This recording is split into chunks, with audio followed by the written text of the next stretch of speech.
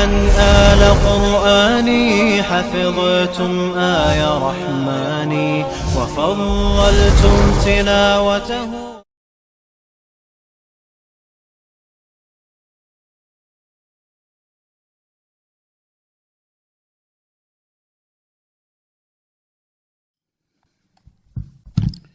السلام عليكم ورحمة الله وبركاته. الحمد لله رب العالمين والصلاة والسلام على سيد المرسلين وإمام المتقين وعلى آله وصحبه أجمعين. فأعوذ بالله من الشيطان الرجيم. يا أيها الذين آمنوا إن جاءكم فاسق بنبأ فتبينوا أن تصيبوا قوما بجهالة فتصبحوا على ما فعلتم نادمين. واعلموا أن فيكم رسول الله لو يطيعوكم في كثير من الأمر لعنتم ولكن الله حبب إليكم الإيمان وزينه في قلوبكم وكره إليكم الكفر والفسوق والعصيان أولئك هم الراشدون. கண்ணியம் நிறைந்த பெரியோர்களே, அருமை சகோதரர்களே, அன்பு தாய்மார்களே, இந்த காலை அமர்வில் திருக்குரானுடைய விரிவுரை சூரத்துல் ஹுஜராத் என்ற 49வது சூராவின் விளக்கங்களை நாம் அறிந்து வருகிறோம். நேற்றைய தினம் திருக்குரானுடைய வசனங்களை எப்படி அணுகுவது, ஒரு அத்தியாயத்தின் உள்ளார்ந்த பொருளையும் அதில் நேரடியாக சொல்லப்படாமல் மறைமுகமாக சொல்லப்பட்டிருக்கக்கூடிய விளக்கங்களையும் அறிந்து கொள்ள வேண்டுமென்றால் எப்படி அந்த சூறாவை நாம் வாசிக்க தொடங்க வேண்டும் என்பன உள்ளிட்ட சில முக்கியமான பொதுவான திருக்குரானை வாசிப்பதற்கான நெறிமுறைகளையும் வழிமுறைகளையும் நாம் பார்த்தோம்.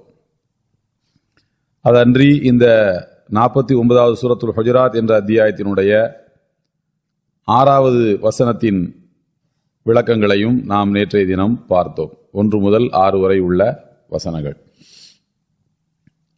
இதில் இந்த 6வது வசனம் நம்முடைய அன்றாட வாழ்வுக்கு தேவைப்படக்கூடிய ரொம்ப முக்கியமான ஒரு வசனம், ஆயத்து. இந்த ஆயத்து இறக்கப்பட்ட பின்னணியை நாம் தெரிந்து கொள்ள வேண்டும். ரசூலுல்லாஹி ஸல்லல்லாஹு அலைஹி வஸல்லம் அவருடைய காலத்தில் பனுல் முஸ்தலிக் என்கின்ற சமுதாயத்தைச் சார்ந்த சிலர் ரசூலுல்லாஹி ஸல்லல்லாஹு அலைஹி வஸல்லம் அவர்களை சந்திக்க வந்திருந்தார்கள். அந்த பனுல் முஸ்தலிக் சமுதாயத்தினுடைய தலைவர்களில் ஒருவர் ரசூலுல்லாஹி ஸல்லல்லாஹு அலைஹி வஸல்லம் அவர்களை சந்தித்து இஸ்லாத்தை தழுவி ஏற்றுக்கொண்டு, நான் என் சமுதாயத்து மக்களுக்கு இந்த சத்திய மார்க்கத்தை சொல்லப் போகிறேன், ஆகையினால் எனக்கு என்னென்ன அடிப்படையான கடமைகள் என்பதை நீங்களே எனக்கு சொல்லிவிடுங்கள் என்று அவர் கேட்டுக்கொண்டார். ரசூலுல்லாஹி ஸல்லல்லாஹு அலைஹி வஸல்லம் அவர்கள் அந்த அவருக்கு தேவைப்படக்கூடிய அந்த அடிப்படை கடமைகளை அவருக்கு எடுத்துரைத்தார்கள். அப்படி சொல்லும்போது அதிலே ஜக்காத் ரொம்ப முக்கியமான ஒரு கடமை என்பதை எடுத்துரைத்தார்கள். அப்போ அவர் சொன்னார், நீங்கள் சொல்லக்கூடிய இந்த விளக்கங்களை நான் என் சமுதாயத்து மக்களுக்கு எடுத்துரைத்து விடுகின்றேன்.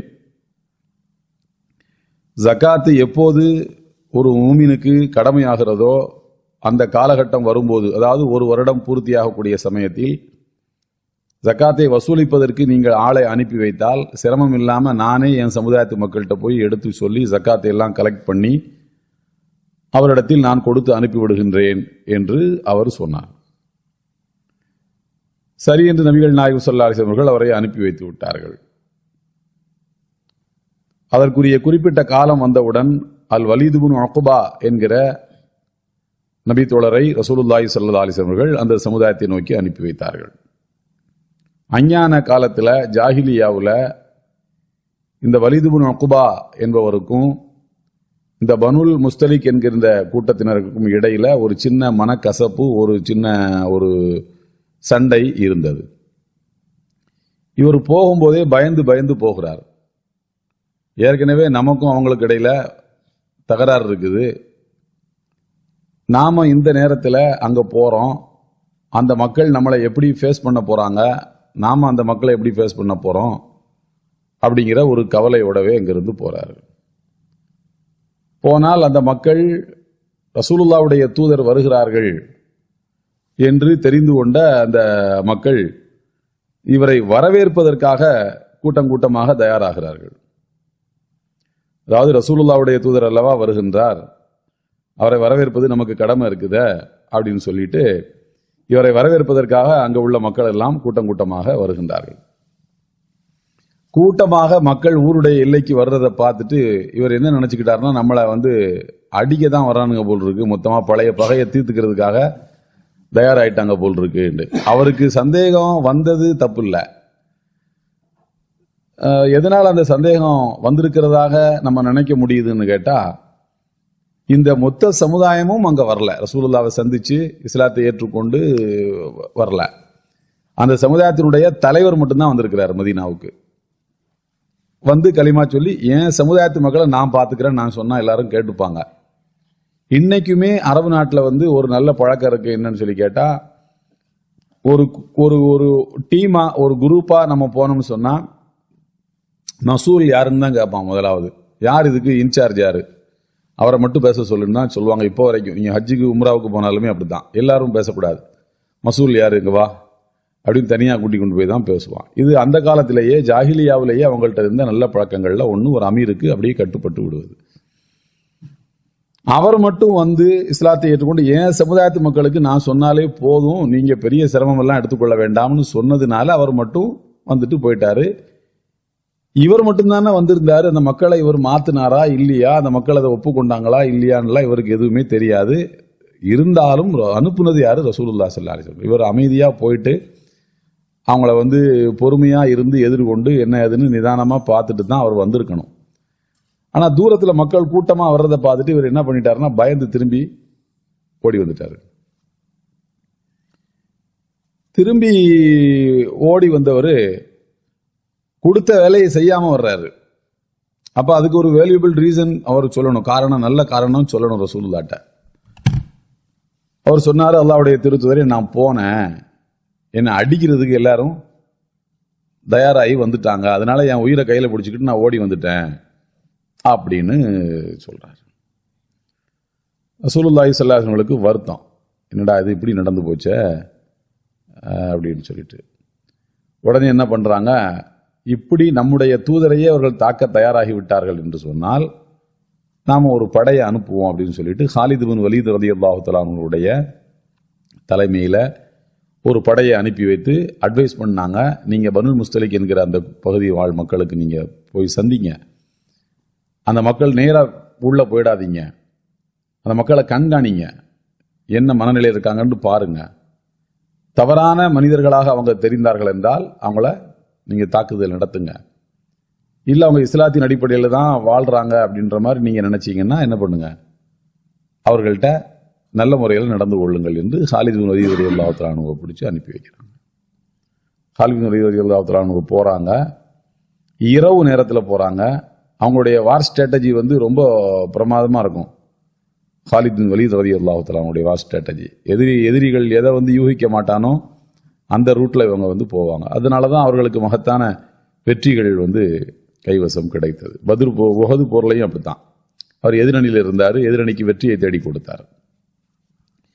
இப்போ நள்ளிரவு நேரத்தில் இவங்க போய் இறங்கி தன்னுடைய ஒற்றற்படைய அந்த ஊரை சுற்றி அனுப்பி வைக்கிறாங்க. மாறு வேடத்தில் போய் இந்த மக்கள் எப்படி நடந்துக்கிறாங்கன்னு பாருங்க. அதிகாலையில் போங்க, சுபு தொழுகைக்கு பாங்கு சொல்லப்படுதா, தொழுகிறாங்களா, நள்ளிரவு நேரத்தில் மக்கள் இரவு தொழுகை எல்லாம் தொழுகிறாங்களா, அவங்கள்ட்ட இஸ்லாமிய அடையாளங்கள், தீனுடைய அடையாளங்கள் தெரியுதான்னு நீங்க பாருங்க. அப்பதான் நாம அது சம்பந்தமா ஒரு முடிவுக்கு வர முடியும் அப்படின்னு சொல்லி அனுப்பி வைக்கிறாங்க. அங்க போய் ஒற்றற்படை பார்த்தா சுபுவுக்கு கம்பீரமாக பாங்க சொல்கிறாங்க, மக்கள் எல்லாம் கூட்டம் கூட்டமாக வந்து தொழுகிறாங்க. அதெல்லாம் பார்த்துட்டு ஆஹா இவன் வந்து நல்ல மக்களாக தானே இருக்கிறாங்க அப்படின்னு சொல்கிறாங்க. அதன் பிறகு காலையில் விடிந்தவுடன் அந்த மக்களுடைய தலைவரை சென்று சந்தித்து ரசூலுல்லாஹி ஸல்லல்லாஹு அலைஹி வஸல்லம் எங்களை அனுப்பியிருக்காங்க அப்படின்னு சொன்ன உடனே அவங்க ஏற்கனவே கலெக்ட் பண்ணி வந்திருந்த ஜக்காத்தை எல்லாம் கொண்டு வந்து காலித் பின் வலீத் ரலியல்லாஹு தஆலா அன்ஹு கொடுத்துட்டு போயிட்டாங்க. இதை ரசூலுல்லாஹி ஸல்லல்லாஹு அலைஹி வஸல்லம் வந்து சந்தித்து காலித் பின் வலீத் ரலியல்லாஹு தஆலா அன்ஹு அவர்கள் சொல்றாங்க. அப்போதான் எல்லாம் வல்ல அல்லாஹு தஆலா இந்த வசனத்தை இறக்கி அருளுகிறான். யா அய்யுஹல்லதீன ஆமனு, ஓரிரை நம்பிக்கை கொண்டவர்களே, இன் ஜாஅக்கும் ஃபாஸிகுன் பினப, ஒரு பாவி ஒரு தகவலை உங்களுக்கு கொண்டு வந்தால் ஃபதபையனு, அதை நீங்கள் தெளிவுபடுத்திக் கொள்ளுங்கள். ரசூலுல்லாஹி ஸல்லல்லாஹு அலைஹி வஸல்லம் எப்படி இங்கே தெளிவுபடுத்தினாங்க? ஒரு படையை அனுப்பி நீங்கள் வந்து ஆத்திரப்படாதீங்க, கோவப்படாதீங்க, நிதானமாக ஆராய்ச்சி பண்ணி பாருங்கன்னு சொன்னாங்களோ, இந்த மாதிரி நீங்கள் தெளிவுபடுத்திக் கொள்ளுங்கள். அன் துசீபு கௌமம் பி ஜஹாலா, அப்படி தெளிவுபடுத்தாமல் விட்டால் நீங்கள் அறியாமையின் காரணமாக ஒரு சமுதாயத்தையே தாக்கிவிடக்கூடும், அப்படிப்பட்ட ஆபத்து உங்களுக்கு இருக்குது அப்படின்னு சொல்லிட்டு சில அறிவிப்புகளில் எப்படி சொல்லப்பட்டிருக்குன்னா, குறிப்பிட்ட காலகட்டம் வரும், ரசூலுல்லாஹ் தன்னுடைய தூதரை அனுப்புவாங்க ஜக்காத்தை வசூல் பண்றதுக்கு. அது இவங்க கலெக்ட் பண்ணி காத்திருக்காங்க, தூதர் வரவே இல்லை. என்னடா தூதர் வரவே இல்லையே அப்படின்னு சொல்லிட்டு இவங்க அந்த தலைவர் ஜக்காத்தை எல்லாம் எடுத்துக்கிட்டு ரசூலுல்லாஹ்ட்ட போனதாகவும், அவர்களை வரவேற்று ஜக்காத்தை எல்லாம் வாங்கிக்கிட்டு, இன்னும் நாங்கள் ஜக்காத்து கொண்டு வர முடியாத அளவுக்கு இருக்குது, இது சும்மா ஒரு ஒரு நாங்கள் இதை ஒத்துக்கொண்டுக்கிட்டோம், எங்களுக்கு இன்னும் ஆள் வரலையே அப்படின்றதுக்காக கொண்டு வர முடிஞ்சதை மட்டும்தான் நாங்கள் கொண்டு வந்திருக்கிறோம்னு சொல்லி அந்த மக்கள் அந்த தலைவர் சொன்னதாகவும் ரசூலுல்லாஹி ஸல்லல்லாஹு அலைஹி வஸல்லம் அவர்கள் அதன் பிறகு அந்த ஜக்காத்தை ஒப்புக்கொண்டு ஏற்றுக்கொண்டு மீதம் இருக்கக்கூடிய ஜக்காத்தையும் தருவதற்கு அவர்களுக்கு அவகாசம் கொடுத்து அந்த பிரச்சனையை அப்படி முடித்து விட்டார்கள். அப்போதுதான் இந்த வசனம் இறக்கியுள்ளப்பட்டது என்றும் காணப்படுகிறது. மொத்தத்தில் அந்த அல் வலீத் இப்னு உக்பா என்பவர் தான் இதில் சம்பந்தப்பட்டவர். அவர் தவறாக புரிந்து கொண்டு அந்த மக்கள் தம்மை தாக்க வந்ததாக ரசூலுல்லாஹ்ட்ட தப்பா சொல்லிட்டாரு. அப்போதுதான் அல்லாஹ் கூறுகின்றான், ஃபதுஸ்பிஹு அலா மா ஃபஅல்தும் நாதிமீன், அப்படி ஒருவேளை நீங்கள் தவறுதலாக அந்த மக்கள் மீது தாக்குதல் நடத்தியிருந்தால் என்ன ஆயிருக்கும்? நீங்கள் செய்த செயலுக்காக பின்னர் வருத்தப்பட்டு கொண்டே இருப்பீர்கள். இப்படி தேவையில்லாம அனாவசியமா மக்களை தாக்கிட்டோம். இது பொதுவாக ஒரு அட்வைஸ் மாதிரி அல்லாஹ் சொல்லிவிட்டு அடுத்து வசனம் 7 சொல்கிறான், வஅலமு அன்ன ஃபீக்கும் ரசூலல்லாஹ், நீங்கள் புரிந்து கொள்ளுங்கள், உங்களிடத்தில் தான் ரசூலுல்லாஹி ஸல்லல்லாஹு அலைஹி வஸல்லம் இருக்கிறார்கள். உங்கள்கிட்ட வாழ்ந்துட்டு இருக்காங்க, ரசூலுல்லாஹ் உங்கள்கிட்ட வாழ்ந்துட்டு இருக்காங்க.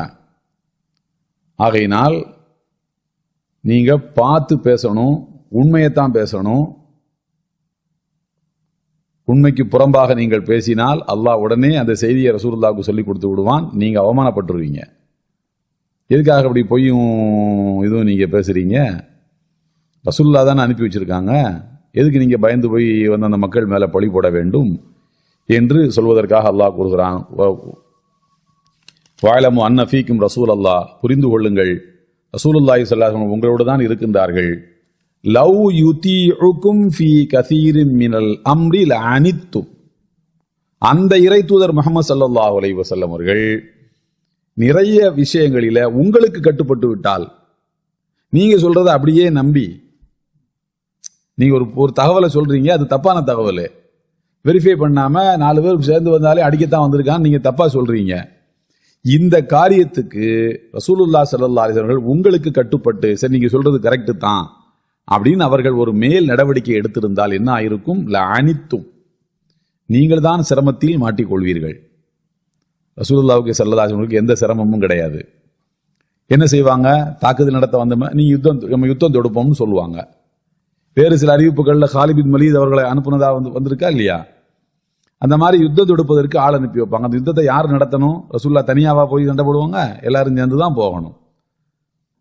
அதனால அது யாருக்கு சிரமம்? அது உங்களுக்கு தான் சிரமம். உலகத்துல இதே சிரமம் உங்களுக்கு ஆகிரத்திலையும் வரும். எப்படி ஆகிரத்துல வரும்? ரசூலுல்லாஹ்வுக்கு தப்பான ஒரு தகவலை கொடுத்து அவர்களை நம்ப வச்சு ஒரு யுத்தத்துக்கு காரணமாக அதை ஆக்குன தவறு உங்களுக்கு தானே. அப்போ அந்த தவறை நீங்க ஆகிரத்திலையும் அனுபவிக்க வேண்டி இருக்கும்ல அனித்தும். ஆனால் அல்லாஹ் எப்படி அமைத்திருக்கின்றார் என்றால் வலாக்கின் அல்லாஹ் ஹப்பப இலைக்குமுல் ஈமான், ஆனாலும் அல்லாஹு தாலா உங்களுக்கு ஈமானை அன்புக்குரியதாக ஆக்கிவிட்டான். வஸய்யனஹு ஃபீ குலூபிக்கும், ஈமானை உங்கள் உள்ளங்களிலே அழகுபடுத்தி காட்டி வைத்திருக்கின்றான்.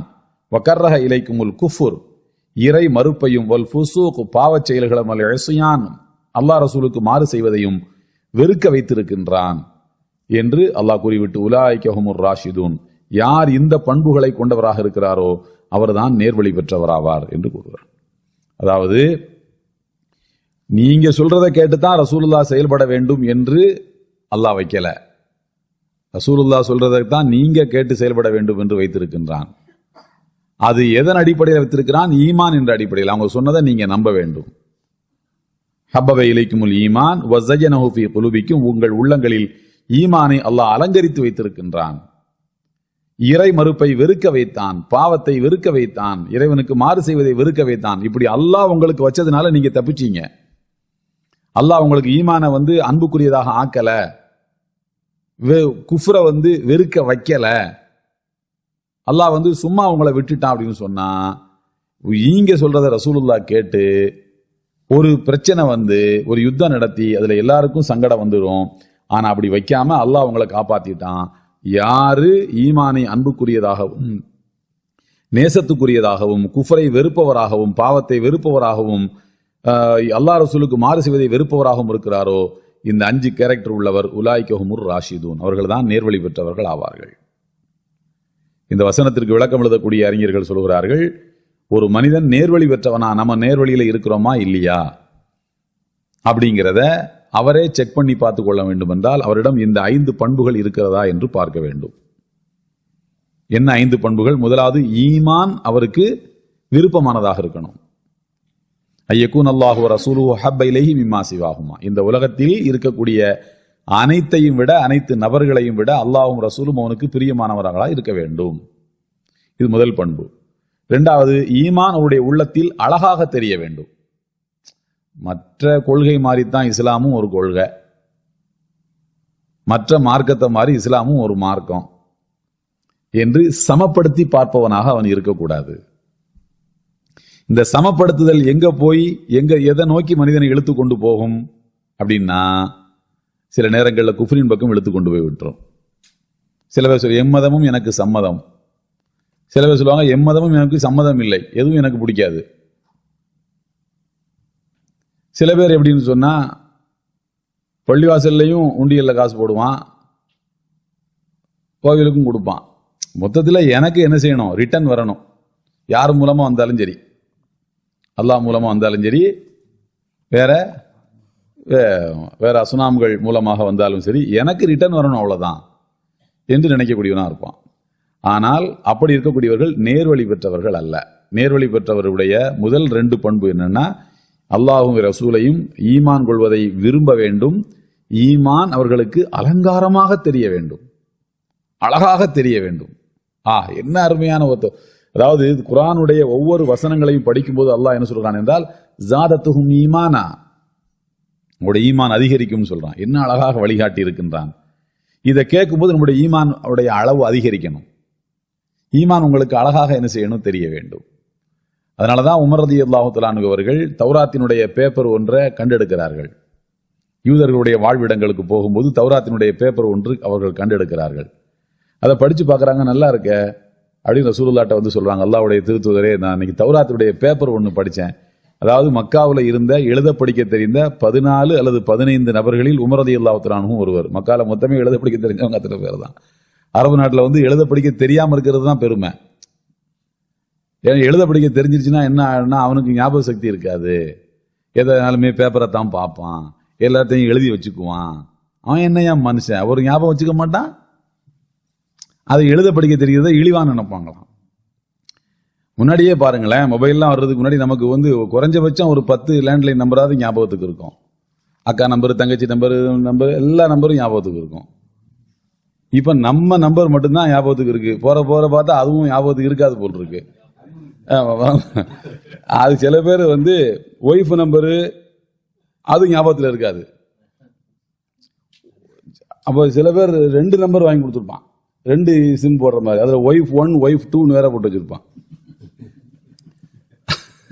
போன் அவங்க அந்த அம்மா வந்து அதுல இல்ல, டவர் ஒழுங்கா இல்ல, நெட்வொர்க் சரியில்லை, இன்னொரு நம்பர் வந்து கூப்பிட்டா ஒய்ஃப் 2ன்னு வரும். பக்கத்தில் உள்ள ஒருத்த பார்த்துட்டு 2 கல்யாணம், 2 ஒய்ஃபா, ஒரே வீட்டில் தான் வச்சிருக்கீங்களா, வேற ஒரு ஊர்ல வச்சிருக்கீங்களா? கதையை கட்டி ஊரெல்லாம் பறக்க விட்டுருவான். நம்ம தச்சையெல்லாம் 2 பார்சல் வாங்கிட்டு போடுவோம் வீட்டுக்கு.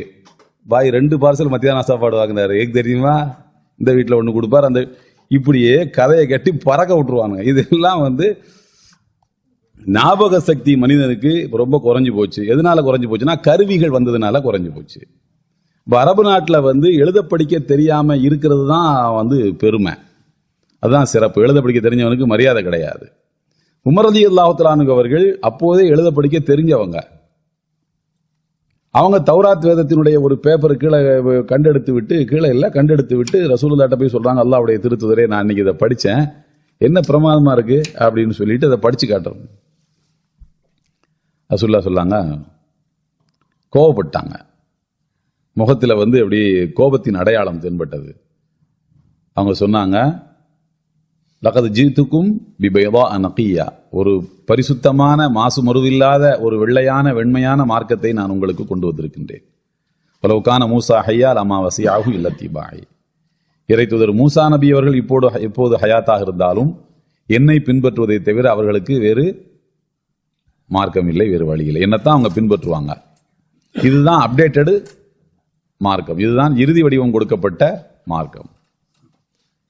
அதாவது அகீதா என்பதும் கொள்கை என்பதும் ஆத நபி காலத்திலிருந்து ஒண்ணுதான். அல்லாஹ் ஒருவன், சொர்க்கம் நரகம் உண்டு, மறுமையில விசாரணை உண்டு, மலக்கு, இதெல்லாம் நம்பிக்கை, ஈமான். ஈமான் என்பது மாறவே மாறாது, ஈமான் என்பது ஒரே மாதிரி தான். ஆனா ஷரியத் என்பது மாறிக்கொண்டே இருக்கும்.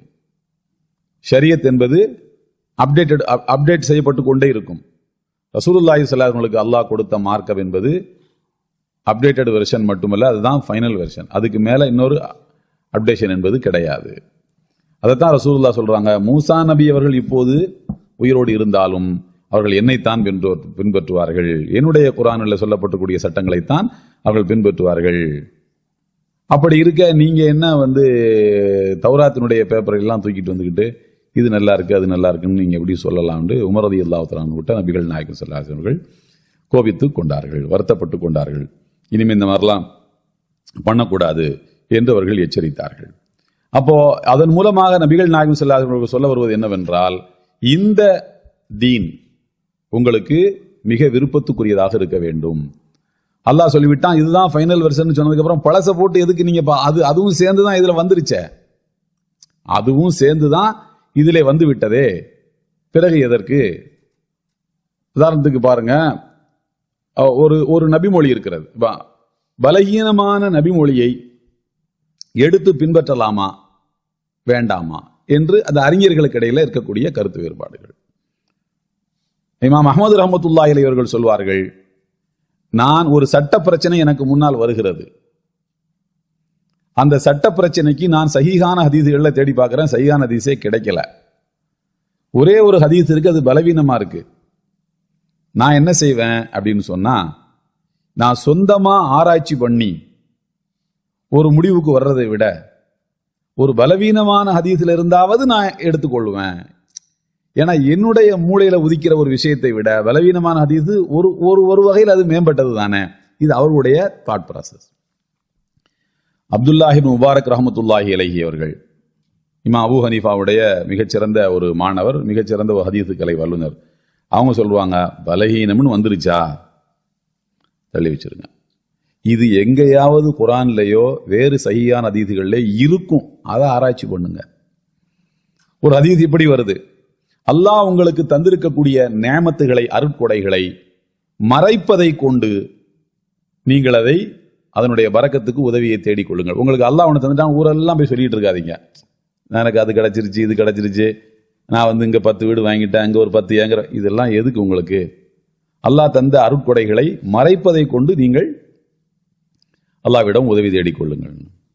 இது பலகீனமான ஹதீஸ். அப்துல்லா இப்னு முபாரக் சொல்றாங்க, நான் இதை செயல்படுத்துவேன், நானும் அல்லாஹ் எனக்கு தந்த அருட்கொடைகளை போட்டு எல்லாத்தையும் சொல்லிட்டு இருக்க மாட்டேன். ஆனா இந்த ஹதீஸ் அடிப்படையா வச்சு இல்ல. இதே கருத்து குர்ஆன்ல இருக்கு. எங்க குர்ஆன்ல இருக்கு? இறைத்தூதர் யூசுப் அலைஹிஸ்ஸலாம் அவர்கள் தன்னுடைய வாப்பாட்ட போய் சொல்றாங்கல்ல, சூரியனும் சந்திரனும் எனக்கு சிரம் பணிவதாக கனவு கொண்டேன், 11 நட்சத்திரங்களும் எனக்கு சிரம் பணிவதாக கனவு கொண்டேன்னு சொல்லும்போது யாக்கூப் அலைஹிஸ்ஸலாம் என்ன சொன்னாங்க? உன்னுடைய சகோதரர்களிடத்தில் இதை நீ சொல்லிவிடாதே, ஃபயகீதுலக கைதா, உனக்கு எதிராக அவர்கள் சூழ்ச்சிகளை செய்து விடுவார்கள்னு. அதுல இதுதான் இருக்கு. இது ஒரு அருட்கொடை. இதை பக்கத்தில் உள்ளவங்கள்ட்ட சொல்லக்கூடாது. அதுதான் அந்த ஆயத்துல இருக்கு. நான் அதுல இருந்து எடுக்கிறதுக்கு பதிலாக ஒரு ஆயத்துல இருந்து எடுத்துட்டு போறேன். இது இவர்களுடைய சிந்தனை. இமாம் அஹ்மத் ரஹ்மத்துல்லாஹி அவர்களுடைய சிந்தனை வேற மாதிரி இருக்கும். ரசூலுல்லாஹி ஸல்லல்லாஹு அலைஹி வஸல்லம் அவர்களுடைய சிந்தனையும் உமர் ரலியல்லாஹு தஆலா அன்ஹுடைய சிந்தனையும் எங்க டிஃபர் ஆகுதுன்னா, நல்ல விஷயம் எடுத்துக்கலாம். ரசூலுல்லாஹ் சொல்றாங்க, அப்டேட்டட் வெர்ஷன் வந்தாச்சு, இறுதி வடிவம் கொடுக்கப்பட்ட மார்க்கம் வந்தாச்சு, இதுதான் நீங்க எடுத்துக்கொள்ள வேண்டும். அதனுடைய சத்து, சாரம், ஜூஸ் எல்லாம் அங்க வந்துருச்சு. எந்த அளவுக்குன்னா ரசூலுல்லாஹ் இது ஒரு அட்வைஸா மட்டும் சொல்லல, கோச்சுக்கிட்டாங்க. எப்படிங்க அந்த தாளெல்லாம் தூக்கிக்கிட்டுங்க வந்தீங்க அப்படின்னு சொல்லி கோச்சுக்கிட்டாங்க. அப்போ நம்முடைய உள்ளத்தில் ஈமான் பிரியத்துக்குரியதாக இருக்க வேண்டும். நம்முடைய உள்ளத்துல ஈமான் அலங்காரமானதாகவும் இருக்க வேண்டும். ஈமான் அதாவது பிரியம் வேற, அழகு வேற. சில மனிதர் அழகாக இருப்பதை விரும்புவாங்க. சில பேர் அழகு இல்லாம இருந்தாலும் அதை விரும்புவாங்க. அதன் மூலமாக கிடைக்கக்கூடிய பலனின் காரணமாக. ஈமான் என்பது உங்களுக்கு பலன் தருகிறது என்பதாகவும் நேசிக்க வேண்டும். அதுதான் உங்களுக்கு அழகாக இருக்கிறது என்பதற்காகவும் அதை நீங்கள் நேசிக்க வேண்டும். இதுதான் ஒரு மனிதன் நேர்வழி பெற்றிருக்கிறான் என்பதற்கான முதல் 2 அடையாளங்கள். அடுத்த 3 அடையாளம் என்னவென்று சொன்னால், இதுக்கு ஆப்போசிட்டா இருக்கக்கூடிய, இதற்கு எதிராக இருக்கக்கூடிய மாற்று தத்துவங்கள் மேல உங்களுக்கு ஒரு வெறுப்பு இருக்கணும். கர்ரஹ இலைக்குமுல் குஃபுர் என்று சொன்னால் உங்களுக்கு ஒரு வெறுப்பு வரணும். அல்லாஹ்வை போய் எவனாவது மறுப்பானா அப்படின்னு அவர் மறுக்கிறாருங்க, அது ஒரு வகையில நல்லது தானங்க, இப்படி எல்லாம் பேசக்கூடாது. அப்படி பேச ஆரம்பிக்கும் போது குஃப்ரை நீங்க என்ன பண்றீங்க? அழகாக கருதுகிறீர்கள். குஃப்ரை அழகாக கருது. சில பேர் சொல்லுவாங்க, இந்த அரசியல் தலைவர் அவர் கடவுள் மறுப்புனா பயங்கரமா பேசுவாரு, அப்படி அறுத்து கிளிப்ப, அதுவும் இன்டைரக்டா ஒன்னையும் தான் சொல்றான், அவன் கடவுள் நம்பிக்கையாளர்களை தான் சொல்றான். இப்போ குஃப்ரை நீ வெறுப்பவனாக இருக்க வேண்டும், பாவங்களை வெறுப்பவனாக இருக்க வேண்டும், மாறு செய்வதை வெறுப்பவனாக இருக்க வேண்டும். குஃப்ரில் இருக்கக்கூடியவர்கள் பாவங்களை வெறுக்க மாட்டார்கள், பாவம் செய்வதை புத்திசாலித்தனம் நினைப்பாங்க. அதனால இந்த 5 பண்புகள் யாரிடம் இருக்கின்றதோ அவர்கள் தான் உலாய்க ஹுமுர் ராஷிதூன், நேர்வழி பெற்றவர்கள் என்று வசனம் 7 கூறுகிறான். அதுக்கடுத்து வசனம் 8, ஃபضலம் மினல்லாஹி வ நிஅமா வல்லாஹு அலீமுன் ஹக்கீம். யார் இந்த 5 பண்புகளையும் உள்ளடக்கியவனாக இருக்கின்றானோ அவன் நேர்வழி பெற்றவன். இந்த பண்பு யாரிடத்தில் இருக்கிறதோ அது அல்லாஹ்வுடைய அருளாகவும் அல்லாஹ்வுடைய நிஅமத்தாகவும் இருக்கிறது. அல்லாஹ் அனைத்தையும் அறிந்தவன், நுண்ணறிவு திறன்மிக்கவன். இப்போ நாம இந்த கொள்கையை நேசிக்கிறதும் விரும்புறதும் குஃப்ரை வெறுக்கிறதும் நம்முடைய சொந்த விருப்பத்தின் பேரில் அல்ல, மாறாக அதுவும் யார் தந்ததுதான்? அல்லாஹ்வுடைய நிஅமத்து, அது அல்லாஹ்வுடைய பாக்கியம்.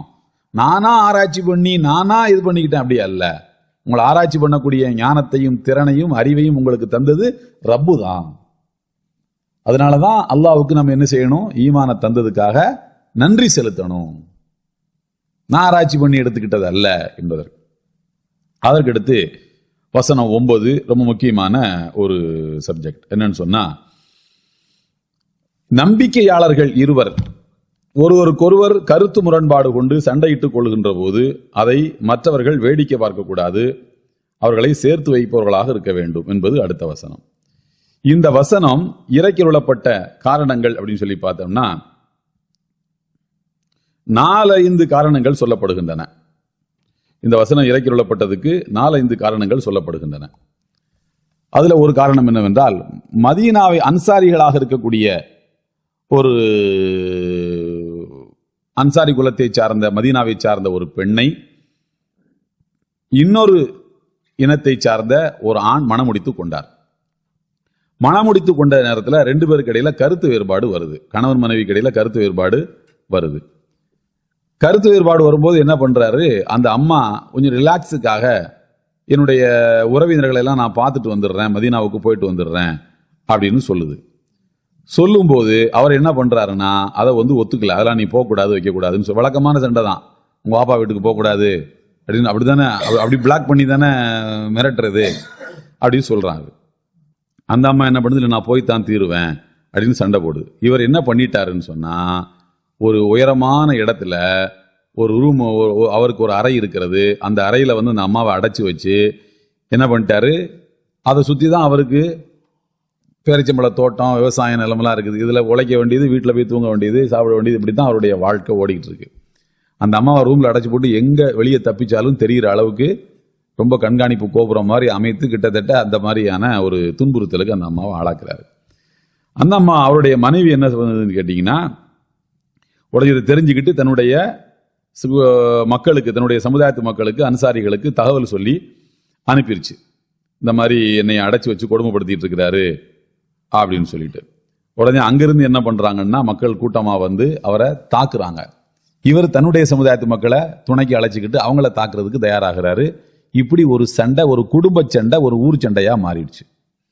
இப்போ நடந்துகிட்டு இருக்கு. வெளியூர்களில் சம்பந்தம் பண்ணும்போது என்ன ஆகுதுன்னா, இந்த ஊருக்காரங்களாம் அப்படித்தானே அவன் ஒரு வார்த்தையை சொல்லுவான், உடனே அந்த ஊர் ஜமாத்திலிருந்து கடிதம் போடுவான், அந்த ஊர் ஜமாத்திலிருந்து கடிதம் போடுவான், சண்டை போடுவான். அந்த மாதிரி சில பேர் தன்னுடைய சொந்த சண்டையா ஊர் சண்டையா மாத்துறதுல பெரிய கெட்டிக்காரனா இருப்பான். சில பேர் ஊர் சண்டையை சிம்பிள் ஆக்கிடுவாங்க, சில பேர் பெருசு பண்ணி விட்டுருவாங்க. அந்த மாதிரி அந்த அம்மா அதை பெருசு பண்ணி விட்டுருச்சு. 2 பேருக்கு இடையில சண்டை வரக்கூடிய நேரத்தில் ஆயுதங்களை, செருப்புகளை கொண்டு தாக்கி கொள்கிறார்கள். கல்லை தூக்கி அடித்து சண்டை போட்டுக்கிறாங்க. இப்படி பலவிதமான சண்டைகள் வந்த நேரத்தில் எல்லாம் வல்ல அல்லாஹு தஆலா இந்த வசனத்தை இறக்கி கொள்கிறான் பாருங்கள். வயின் தாயிஃபத்தானி மினல் முஃமினீன, இறை நம்பிக்கையாளர்களில் 2 குழுவினர் இக்ததலு, சண்டையிட்டுக் கொள்வார்களானால் ஃபாஸ்லிஹு பைனஹுமா, அதை நீங்க வேடிக்கை பார்க்க கூடாது, சண்டையை தீர்த்து வைக்கணும். சண்டைக்கு அப்பால் இருக்கக்கூடியவர்கள் அதை சண்டையை என்ன செய்யணும், தீர்த்து வைக்கணும்.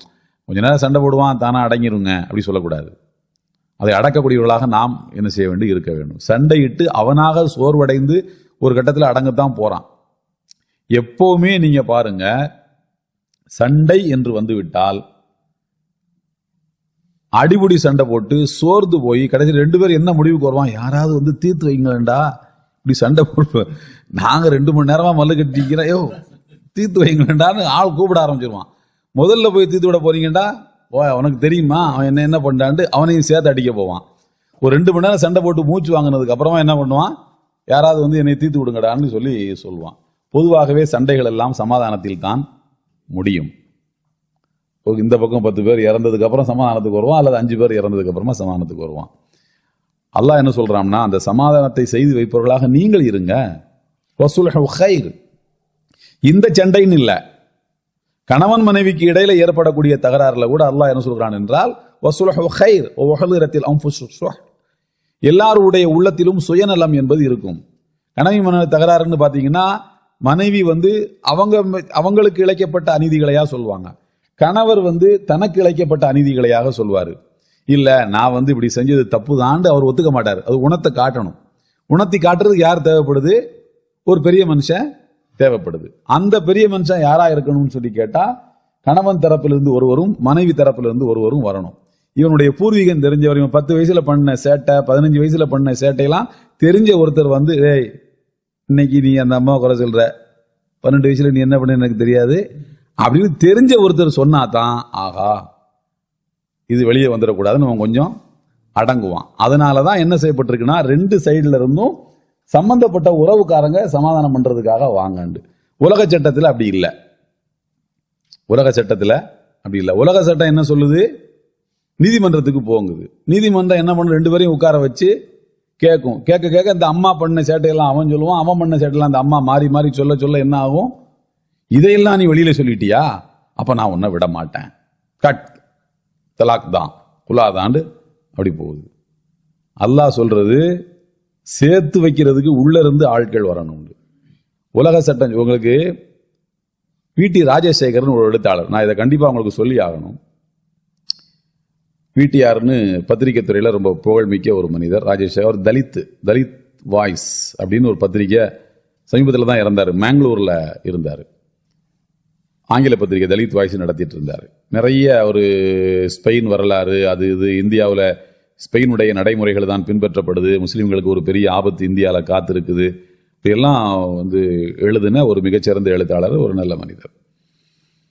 அவர் 1986 தலித் வாய்ஸினுடைய எடிட்டோரியல்ல ஒரு விஷயத்தை சொல்றாரு. என்ன சொல்றாருன்னா, இந்தியாவில் இருக்கக்கூடியவர்கள் எல்லாருமே ஷரியத் சட்டத்தை தான் மறைமுகமாக பின்பற்றி கொண்டிருக்கிறார்கள் அப்படின்னு தலைப்பே அதுக்காக தான். இந்தியாவில் இருக்கக்கூடியவர்கள் எல்லாருமே எதைத்தான் பின்பற்றுறாங்க? ஷரியத்தை தான் பின்பற்றுகிறார்கள். ஆனா அவங்களுக்கு தெரியாது நம்ம பின்பற்றது ஷரியத்து தான் தெரியாது அப்படின்னு சொல்லிட்டு அவர் சொல்றாரு. இந்து மதத்துல திருமணம் என்பது என்னவாக இருந்தது, எப்படி கருதப்பட்டது அப்படின்னு சொல்லி கேட்டா, கோயில்ல போய் தான் கல்யாணம் பண்ணுவாங்க. ரிஜிஸ்டர் அதுக்கு கிடையாது. பொம்பளை காலத்தில் ஒரு கயிறை மாட்டி விட்டுருவான், ஒரு மஞ்சள் கயிறை மாட்டி விட்டு கோயிலில் போய் கடவுளை சாட்சியா வச்சு இது பண்ணிடுவான். கணவன் மனைவி கடையில் பிரச்சனை வந்தா கடவுளா இது பண்ண போற, தீர்த்து வைக்க போறாரு. மேல ஏதோ ஒரு நட்சத்திரம் சொல்லுவாங்க, இந்த நட்சத்திரத்தின் சாட்சியாக நாங்க கல்யாணம் பண்ணிக்கிறோம். அம்மி மிதித்து அருந்ததி பார்த்து அருந்ததி நட்சத்திரத்தை பார்த்து அதை சாட்சியா வைப்பான். கணவன் மனைவி சண்டை அருந்ததி நட்சத்திரமும் சாட்சி சொல்ல போகுது. ஆனா இஸ்லாத்துல தான் இருக்குது, கடவுள் சாட்சியாக கல்யாணம்ங்கிறது கிடையாது. மலக்குமார்கள் சாட்சியாக வச்சா கல்யாணம் செல்லாது. அல்லாஹ்வை சாட்சியாக வச்சுன்னு ரிஜிஸ்டர்ல எழுதி பாருங்க, சட்டப்படி திருமணம் செல்லாது. மலக்குமார்கள் சாட்சியாகன்னு எழுத முடியுமா? இரத்தமும் சதையும் அறிவும் ஞானமும் புத்திசாலித்தனமும் உள்ள ஒரு 2 மனிதன் தான் சாட்சியா இருக்கணும். அதுல அவன் எப்படி இருக்கணும்? புத்தி பேதலிச்சவனா இருக்கக்கூடாது, லூசு மெண்டல்லாம் இருக்கக்கூடாது. நல்ல புத்திசாலித்தனமான மனிதன் தான் சாட்சியா இருக்கணும். கணவன் மனைவி கிடைத்த தகராறு அவன் தான் தீர்த்து வைப்பான். உங்க சட்டத்துல தான், இஸ்லாத்துல தான் அது இருக்கு. இவன் கடவுளை சாட்சியா வச்சு கோயில்ல போய் பண்ணிக்கிட்டு இருந்தான். 2வது அவன் பதிவு பண்றது இல்ல, முஸ்லிம்கள் தான் அதை பதிவு பண்ணிக்கிட்டு இருந்தாங்க. இப்போ இந்திய சட்டத்துல அதை எப்படி திருத்தம் கொண்டு வந்தான்னு சொன்னா, மேரேஜ் ரெகுலேஷன் ஆக்ட்னு ஒண்ணு கொண்டு இதை ரெகுலேட் பண்றான். எப்படி ரெகுலேட் பண்றான்னு சொன்னா, ரிஜிஸ்டர் ஆபீஸ்ல போய் எங்க நீங்க கல்யாணம் பண்ணா 2 பேரை சாட்சியாக்கணுங்கிறான். இந்த 2 பேர் சாட்சிங்கிறத எங்க இருந்து எடுத்த? இஸ்லாத்துல இருந்து தான் எடுத்த. பதிவு பண்ணணுங்கிறத நீ எங்க இருந்து எடுத்த? இஸ்லாத்துல இருந்து தான் எடுத்த. என்னமோ சொந்தமா ஓ மூளையில அது உதிச்ச மாதிரி நீ வெளியில காட்டிக்கிட்டு இருக்க மக்கள்கிட்ட. இஸ்லாத்துல இருந்து தான் இதை எடுத்தோம்னு சொல்றதுல உனக்கு என்ன மான பிரச்சனை? ஒத்துக்கிட்டு போக வேண்டியதானே? இஸ்லாத்துல இருந்து எடுத்துக்கிட்டு அதுக்கப்புறம் நீ சொல்ற இஸ்லாம் பிற்போக்கானதுங்கிற. நீ 1450 வருஷம் கழிச்சு சிந்திச்சத 1450 வருஷத்துக்கு முன்னாடியே சிந்திச்சவன் முஸ்லீம். அவரு அல்லாஹ் ரசூலை ஏற்றுக்கொள்ளாதவர் தானே. முஸ்லீம்கள் சிந்திச்சுதா சொல்றாரு, அது அல்லாஹ்வுடைய சட்டம், அவ்வளவுதான். இது ஒரு விஷயம், திருமணத்தை ரிஜிஸ்டர் பண்றதுல உள்ளது. அதன் பிறகு பார்த்தோம்னு சொன்னா, தகராறு ஒருவேளை கணவன் மனைவி சுமுத்தா வாழ்க்கையை கொண்டு போறாங்கன்னா பிரச்சனை இல்லை. இருவருக்கு இடையில மனஸ்தாபங்கள் ஏற்படுகின்ற போது நீங்க என்ன சொன்னீங்க? அது 1000 காலத்து பயிர், அதுல என்ன பண்ணக்கூடாது? டைவர்ஸுங்கிறது ஒண்ணு கிடையவே கிடையாது. அது சேர்த்து வச்சாச்சுன்னா முடிஞ்சு போச்சு. கிறிஸ்தவத்தில் அப்படித்தானே சொல்லுவாங்க, வானத்தில் தேவன் சேர்த்ததை பூமியில் மனிதன் பிரிக்காது இருப்பானாக அப்படின்னு தான் சொல்லுவாங்க. பிரிவுங்கிறது சாத்தியமே கிடையாது. அப்படிதான் இந்து மதத்திலேயே 1000 காலத்து பயிருன்னு சொல்லிக்கிட்டு இருந்தீங்க. அதெல்லாம் பிரியக்கூடாது, வைக்கக்கூடாது, பாவம்லாம் கதையை கட்டி விட்டுட்டு இருந்தீங்க. ஆனால் இப்ப நீங்க என்ன பண்ணிருக்கீங்க? உங்க ஆக்ட்ல, மேரேஜ் ரெகுலேஷன் ஆக்ட்ல டைவர்ஸ் உண்டுன்னு கொண்டு வந்திருக்கீங்க. டைவர்ஸ் உண்டுன்னு என்ன உங்க மதத்துல இருக்கா? மதம் கூடாதுன்னு சொல்லுது. உலகத்திலேயே டைவர்ஸுக்கு சட்டம் வச்சிருக்கக்கூடிய ஒரே மார்க்கம் இஸ்லாம் தான். அப்ப நீங்க என்ன பண்ணிக்கிட்டீங்க? இஸ்லாத்துக்கு உள்ள வராமலேயே அங்கிருந்து அதை எடுத்து நீங்க யூஸ் பண்ணிட்டு இருக்கீங்க. டிவோர்ஸ் நீங்க ஒத்துக்கிட்டீங்க. அப்புறமா சொன்னீங்க எடுத்த எடுப்பிலே டிவோர்ஸ் எல்லாம் கொடுக்க கூடாது, ஒரு பஞ்சாயத்து நடந்திருக்கணும், ஒரு சமாதான முயற்சி நடந்திருக்கணும் அப்படின்னு கொண்டு வந்தீங்க. இந்த சமாதான முயற்சி நடக்கணுங்கிறத எங்க இருந்து கொண்டு வந்தீங்க, எடுத்தீங்க?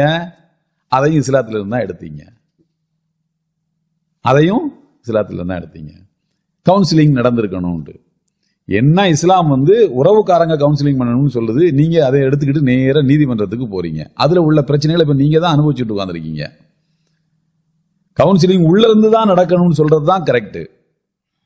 அப்ப இப்படி எல்லாம் கொஞ்சம் கொஞ்சமாக சட்டங்களை நீங்க உள்ள இருந்து எடுத்துக்கிட்டு அதை நீங்க ஒத்துக்கவும் மாட்டீங்க. இஸ்லாத்துல இருந்தா நாங்க எடுத்தோம்னு சொல்றதுல உங்களுக்கு அவ்வளவு தன்மான பிரச்சனை. உங்க மூளைகள் அதை பத்தி சிந்திக்க மாட்டுது. சிந்திச்சு வச்ச சட்டத்திலிருந்து திருடி எடுத்துக்கிட்டு அது பிற்போக்கானது நீ எப்படி சொல்லுவ அப்படின்னு 1986 அவர் எழுதியிருக்கிறார். அப்போ ஷரியத்து தான் என்னதுன்னு கேட்டா அப்டேட்டட் வெர்ஷன், அதுதான் மனித குலத்துக்கு ஏற்றது, பின்பற்றுவதற்கு உகந்தது. இதை நம்முடைய அறிவு ஆராய்ச்சி செய்து ஒப்புக்கொள்றதுக்கு முன்னாடி நாம என்ன செய்யணும்? நம்பிக்கையின் அடிப்படையில் அதை ஒத்துக்கணும். முதலாவது நீங்க 1000 மாரிஸ் புகைல்னு ஒரு எழுத்தாளர் நீங்க படிச்சிருக்க வாய்ப்பு இருக்குது. இஸ்லாம் சயின்ஸ், குரான் அண்ட் சயின்ஸ், பைபிள், குரான், பைபிள் அண்ட் சயின்ஸ், அந்த புத்தகம் மாரிஸ் புகைல். அவர் அதுல என்ன சொல்றாரு, அதனுடைய முன்னுரையிலேயே அவர் என்ன சொல்றாரு, தமிழ்ல வந்திருக்கு. முன்னுரையிலே என்ன சொல்றாருன்னா, சயின்ஸ் ஒரு விஷயத்தை சொல்லுது, பைபிள் இன்னொரு விஷயத்தை சொல்லுது. அப்படின்னா சயின்ஸ் சொல்றதை கண்ண முடியும் ஏத்துக்கோ. சயின்ஸ் ஒன்ன சொல்லுது, குரான் இன்னொன்னு சொல்லுது. இந்த ரெண்டும் முரண்படுதுன்னு சொன்னா குரான் சொல்றதை கண்ண மூடி எடுத்துக்கோ. ஏன்னா இந்த சயின்ஸ் மாறி சுத்தி அடிச்சு கடைசியில இது சொல்றதை தான் சொல்ல போகுது. ஒரு 100 வருஷம் கழிச்சு, ஒரு 75 வருஷம் கழிச்சு, இல்ல இது தப்பு, இதுதான் கரெக்ட், கடைசியில் இங்க தான் நிக்க போறான். எதுக்கு இந்த 70 வருஷத்தை போட்டு ஆராய்ச்சி பண்ணிக்கிட்டு அதுக்கப்புறம் இங்க வர்ற? எடுத்தெடுப்புல இங்க வந்துட்டு இதுக்கு மேல நீ ஆராய்ச்சி பண்ணு, நான் அப்படித்தான் பண்ணேன்னு சொல்லிட்டு அவரு ஜெர்மனியில பிறந்தவர், அரபு மொழிய படிச்சு குரான் ஆய்வு செஞ்சு இந்த முடிவுக்கு அவர் வந்திருக்கிறார். அப்ப இந்த மாதிரி நாம இஸ்லாமிய நடைமுறைகளையும் ஈமானை விரும்புவதும், ஸய்யனஹு ஃபீ குலூபிக்கும், உங்கள் உள்ளங்களிலே ஈமானை அலங்காரமாக கருதுவது என்பதும் நம்பிக்கையின் அடிப்படையிலேயே நீங்கள் வளர்த்துக் கொள்ளுங்கள், அதுதான் நேர்வழி பெறுவதற்கு ஏற்றது என்று சொல்லி முடித்துவிட்டு பிறகு கடைசியாக அல்லாஹ் தஆலா வசனம் 9 பார்த்துக்கிட்டு இருந்தோம். கணவன் மனைவி தகராறு ஒரு ஊர் தகராறாக மாற அதற்கு அல்லாஹ் என்ன சொல்கிறான்? நீங்கள் சமாதானம் செய்து வையுங்கள். சமாதானம் தான் சிறந்தது. எங்க சுத்தி எங்க போனாலும் கடைசியில் பிரிவதாக இருந்தாலும் சமாதானமா பிரியணும். இம்சாக்கும் பி மஅரூஃப் அவ் தஸ்ரீஹும் பி இஹ்சான். இமாம் ஷாஃபி ரஹ்மத்துல்லாஹி அவர்கள் கல்யாணம் பண்ணும்போதே இப்படி சொல்லுவாங்களாம், இந்த பெண்ணை நான் உனக்கு மனம் முடித்து தருவேன், வாப்பாட்ட சொல்லி இந்த பெண்ணை நான் உனக்கு மனம் முடித்து தருவேன், என்னுடைய மகளை நீ ஒன்று பத்திரமாக வைத்து வாழ வேண்டும், இல்லை என்றால் கண்ணியமான முறையில் விடுவித்து விட வேண்டும். துன்புறுத்துறது, காசு பணம் கொடுக்காம இருக்கிறது, சாப்பாடு வாங்கி கொடுக்காம இருக்கிறது, ஒழுங்கா வீடு பாதுகாக்காம இருக்கிறது, என் பிள்ளைய கண்ணிய குறைவா நடத்துறதுலாம் பண்ணக்கூடாது. பிடிக்கலையா கண்ணியமா விட்டுரு, வாழணும்னா கண்ணியமா வாழ. இம்சாக்கும் பி மஅரூஃப் வ தஸ்ரீஹும் பி இஹ்சான், இப்படி சொல்லிதான் கல்யாணம் பண்ணி வைக்கணும் இமாம் ஷாஃபி ரஹ்மத்துல்லாஹி அவர்கள் சொல்வார்கள். அப்போ சமாதானமான முறையில தான் சேர்வதும் பிரிவதும் என்பதும் இருக்க வேண்டும். இப்ப யார் சண்டையிட்டு கொண்டாலும் நீங்கள் சமாதானம் செய்து வைப்பவர்களாக இருங்கள். சமாதானம் செய்து வைக்க போறவனுக்கு தான் தெரியும் இந்த சண்டையினுடைய மூல காரணம் என்ன அப்படின்ட்டு. சமாதானம் செய்து வைக்கும்போது நீங்க எப்படி சமாதானம் செய்து வைக்கணும்? போங்கப்பா போங்கப்பா போங்கப்பா, அது மட்டும் இல்ல, அல்லாஹ் ரசூலை சொல்லி சமாதானம் செய்து வைங்க. சண்டையில் இருக்கக்கூடிய ஆபத்துக்களை சொல்லி சமாதானம் செய்து வைங்க. ஃபஸ்லிஹு பைனஹுமா. அதன் பிறகு நீங்க எடுத்து சொல்லதுக்கு அப்புறமாகவும் அவர்கள் திருந்தவில்லை என்று சொன்னால், சண்டையை தொடர்வார்கள் என்று சொன்னால், அப்ப நீங்க என்ன செய்யணும் என்றால், ஃபஇம் பகத் இஹ்தாஹுமா அலல் உக்ரா ஃபகாத்திலுல் லத்தி தப்கி ஹத்தா தஃபிஅ இலா அம்ரில்லாஹ். சமாதானம் செய்து வைப்பதற்கு அப்புறமாகவும் ஒருவர் வரம்பு மீறி சண்டையிட்டுக் கொண்டால், அப்போ நீங்க என்ன செய்யணும்? யார் வரம்பு மீறி சண்டையிடுகின்றானோ அவனை நீங்க சண்டை போட்டு அடக்கணும். இவன் யாரு? இவன் அடங்குற ஆள் கிடையாது. அதனால என்ன பண்ணணும்? இவன் தான் அநியாயக்காரன் என்று தெரிந்து விட்டால் அவனை சண்டையிட்டு நீங்கள் அமைதிப்படுத்துங்கள். எதுவரைக்கும்? ஹத்தா தஃபிஅ இலா அம்ரில்லாஹ், அல்லாஹ்வின் சட்டங்களை நோக்கி, அல்லாஹ்வின் கட்டளைகளை நோக்கி அவன் வரும் வரைக்கும் நீங்கள் அவனிடம் சண்டையிடுங்கள். ஃபஇம் ஃபாஅத் ஃபாஸ்லிஹு பைனஹுமா பில் ஆதில். சமாதானத்துக்கு இருவரும் ஒத்துக்கொண்டால், ஒருவர் ஒத்துக்கொள்ளலாம் சண்டை போட்டு அடக்கு, ரெண்டு பேருமே சமாதானத்துக்கு ஒத்துக்கொண்டால் ஃபாஸ்லிஹு பைனஹுமா பில் ஆதில், நீதி நியாயத்தோடு சமாதானத்தை செய்து வைங்கள். அங்க உன்னுடைய சுயநலத்துக்கு வந்துடாத. இவன் நமக்கு வேண்டப்பட்டவன், இவன் நமக்கு ஊர்க்காரன், இவன் நமக்கு உறவுக்காரன், இவன் நம்மளோட பிசினஸ் பண்றவன், இவனை வச்சு நமக்கு லாபம் இருக்கு, இவர் நமக்கு பழக்கமானவர், இந்த சேட்டையெல்லாம் இங்க கொண்டு வராத, நேர்மையா நடந்துக்கோ. ஃபாஸிலிஹு பைனஹுமா பில் ஆதில், நேர்மையோடு நீங்கள் சமாதானத்தை செய்து வையுங்கள். வாக்ஸிது, நீங்கள் நீதி நியாயத்தோடு நடந்து கொள்ளுங்கள். இன்னல்லாஹு யுஹிப்புல் முக்ஸிதீன், ஏனென்றால் நீதி நியாயத்தோடு நடந்து கொள்ளக்கூடியவர்களைத்தான் அல்லாஹ் விரும்புகின்றான். சமாதானம்ங்கிற பேரால நிறைய ஊர்கள்ல பிரச்சனை பூசல் எதனால வருது அப்படின்னு கேட்டா, வேண்டப்பட்டவனுக்கு ஒரு நீதி, வேண்டாதவனுக்கு ஒரு நீதிங்கிறதுனால. அண்மையில் வக்ஃபு திருத்த சட்டம் இதெல்லாம் இந்தியாவில் ஒரு பெரிய இஷ்யூவா போயிட்டு இருந்துச்சு, நீங்க எல்லாம் கேள்விப்பட்டிருப்பீங்க. அதாவது பள்ளிவாசல்களில் இருக்கக்கூடிய வக்ஃபு சொத்துகள் இருக்கு இல்லையா, இந்த வக்ஃபு சொத்துக்களை எல்லாம் கவர்மெண்ட்ல நீங்க ரிஜிஸ்டர் பண்ணணும். உங்கள்கிட்ட வக்ஃபு சம்பந்தப்பட்ட எல்லா டாக்குமெண்ட்ஸையும் எங்கள்கிட்ட கொண்டு வந்து நீங்க காட்டுங்க. அதுக்கு ஒரு போர்ட்டல் ரெடி பண்ணியிருக்கோம், அந்த போர்ட்டல் நீங்க எல்லாத்தையும் இன்செர்ட் பண்ணுங்க அப்படின்னு சொல்லிட்டு ஒரு சட்டத்தை கொண்டு வந்தார்கள். நம்மளாம் அதை எதிர்த்தோம். ஏன் எதிர்த்தோம்னு சொல்லி கேட்டீங்கன்னா, வக்ஃபு என்பது எழுத்துப்பூர்வமாக மட்டும் இருப்பதில்லை, வாய்மொழியாகவும் இருக்கும். வாய்மொழியாகவும் வக்ஃபு என்பது இருக்கும். எப்படி அந்த வாய்மொழியான வக்ஃபு வருதுன்னு சொல்லி கேட்டா, ஒரு மனிதர் மரண நேரத்தில் இருக்கும்போது, நம்ம நாளைக்கோ மறுநாளோ இறந்துருவோம்னு தெரியக்கூடிய ஒரு நேரத்தில் பக்கத்தில் உள்ளவங்களை வச்சு, தம்பி என்னுடைய ஊரில் இந்த ஒரு 20 ஏக்கர் நிலம் இருக்குது, அதை பள்ளிவாசலுக்கு நான் கொடுத்துட்றேன், நீங்கள் 2 பேரும் சாட்சியாக வச்சு வாய்மொழியாக சொன்னார். டாக்குமெண்ட்ஸ் எல்லாம் எழுதிட்டு இருக்க முடியாது. அப்படி சொல்லியிருந்தாருன்னு சொன்னால் சட்டப்பூர்வமாக அது செல்லும். இவன் அதுக்கும் சேர்த்து டாக்குமெண்ட் கேட்குறான். அவர் சொல்லி டாக்குமெண்ட்ஸ் எழுத முன்னாலே இறந்து போயிருந்தாருன்னு வச்சுக்கிடுங்க, அதுக்கு வாய்மொழியாக கொடுக்கப்பட்டதுன்னா அதில் இருக்கும். இதில் அவன் கையெழுத்தெல்லாம் கேட்குறான். ஸோ அதனால நம்ம அதை எதிர்த்தோம் அப்படின்னு வச்சுக்கோங்க. இப்போ பல பள்ளிவாசல்கள் 6 மாசம் டைம் கொடுத்து இதுக்குள்ள உங்க டாக்குமெண்ட்ஸ்கள்லாம் நீங்க எடுத்து எங்களுக்கு கொடுத்துருங்கன்னு சொல்லியிருக்கிறான். மக்கள் கொடுத்துட்டு இருக்காங்க. 6 மாசம் அவகாசம் கேட்டாங்க, கொடுத்துருக்கு. தமிழ்நாடு கவர்மெண்ட் கொடுத்துருக்காங்க. அநேகமா கூடிய சீக்கிரம் அது முடிஞ்சிரும்னு நினைக்கிறேன். கிட்டத்தட்ட முடிஞ்சும் போயிருக்கலாம். நடைமுறையில் வந்ததுதான் இருக்குது. அது வக்ஃபு பை யூசர் அப்படின்ற ஒரு கேட்டகரியில அதை வச்சு இப்போ இத்தனை ஆண்டு காலமாக இந்த பள்ளிவாசல் இருக்குது அப்படிங்கிறத ப்ரூவ் பண்ணி, அதுக்கிட்ட அந்த டாக்ஸ் கட்டினது போனது இதெல்லாம் இருக்கும் இல்லையா, இதை வச்சு இப்போ அதை உள்ள திணிச்சு விட்டுக்கிட்டு இருக்குது. எதுக்கு இதை நான் உங்களுக்கு சொல்லி காட்டுறேன்னு சொன்னா, நீதி நேர்மையோடு நீங்கள் நடந்து கொள்ளுங்கள். நீதி நேர்மையோடு நடக்கவில்லை என்று சொன்னால் அல்லாஹ்வுடைய உதவி வராது, யாரா இருந்தாலும் சரிதான். திருக்குர்ஆன்ல சூரத்து ஷுஆராவுல ஒரு வசனம் வருது. அல்லாஹ் சொல்கிறான், ஒரு நுரீது அன்ன முன்ன அலல்லதீன சுத்இஃபு ஃபில் அர்த் வ நஜஅலஹும் அய்மத்தம் வ நஜஅலஹுமுல் வாரிதீன். யார் பூமியில் அடக்கி ஒடுக்கப்பட்டார்களோ அவர்களுக்கு நாம் என்ன செய்வோம், உபகாரம் செய்வதற்கு விரும்பினோம், அவர்களையே ஆட்சியாளர்களாகவும் நாம் ஆக்கினோம், பூமியின் அனந்தரக்காரர்களாக ஆக்கினோம்னு சொல்றான். அடக்கி ஒடுக்கப்பட்ட மக்கள் நியாயமாக நடந்து கொண்டால் அவர்களுக்கு அல்லாஹ் அதிகாரத்தை கொடுப்பான். அடக்கி ஒடுக்கப்பட்டவன் இறை நம்பிக்கையாளனா இல்லையா என்பதெல்லாம் பார்க்கிறது இல்லை. ஒரு காலகட்டத்தில் யூதர்கள் அடக்கி ஒடுக்கப்பட்டாங்க, அவங்களுக்கு அல்லாஹ் அதிகாரத்தை கொடுத்தான். இன்னைக்கு யூதர்கள் அடக்கி ஒடுக்குறாங்க, அதிகாரத்தை பறிப்பான். இது அல்லாஹ்வுடைய வளமை. அப்ப நீதியோடும் நியாயத்தோடும் நடந்து கொள்ளக்கூடியவர்களைத்தான் அல்லாஹு தஆலா நேசிக்கின்றான். அப்போ சமாதானம் செய்து வையுங்கள். ஒருவன் ரொம்ப துள்ளிக்கிட்டு இருந்தான்னா அவனை நீங்க அடக்குங்க. சமாதானத்துக்கு 2 பேரும் வந்து விட்டால் நீதியை கொண்டு சமாதானம் செய்து வையுங்கள். அங்க சுயநலம் வரக்கூடாது. சொந்தக்காரன், அண்ணன், தம்பி, பாசம், இந்த மாதிரி சுயநலம் வரும்போதுதான் பிரச்சனை வருது. இப்ப நிறைய மஹல்லாக்கள்ல சண்டை, சச்சரவு, பிரச்சனை நீதிமன்றத்துக்கு ஏன் போகுது? நிர்வாகிகள் நியாயமாக தீர்ப்பு வழங்குவது இல்லை என்பதனால் தான் போகுது. முத்தலாக் தடை சட்டம் கொண்டு வந்தாங்க. முத்தலாக் தடை சட்டம் கொண்டு வந்தது எதனால கொண்டு வந்திருக்கான்னு சொல்லி கேட்டீங்கன்னா, 3 பெண்கள் நீதிமன்றத்துக்கு போனாங்க. வெறும் 3 பெண்கள் தான். இந்தியாவில் எவ்வளவு ஜனத்தொகை மக்கள் முஸ்லீம்கள் இருக்கிறாங்கன்னு பாருங்க. 3 கேஸ் தான் உச்ச நீதிமன்றத்துக்கு போகுது, சுப்ரீம் கோர்ட்டுக்கு போகுது. அந்த 3 சேர்த்தையும் 3 வழக்கையும் ஒன்னா கிளப் பண்ணி ஒரு வழக்காக நடத்துறாங்க.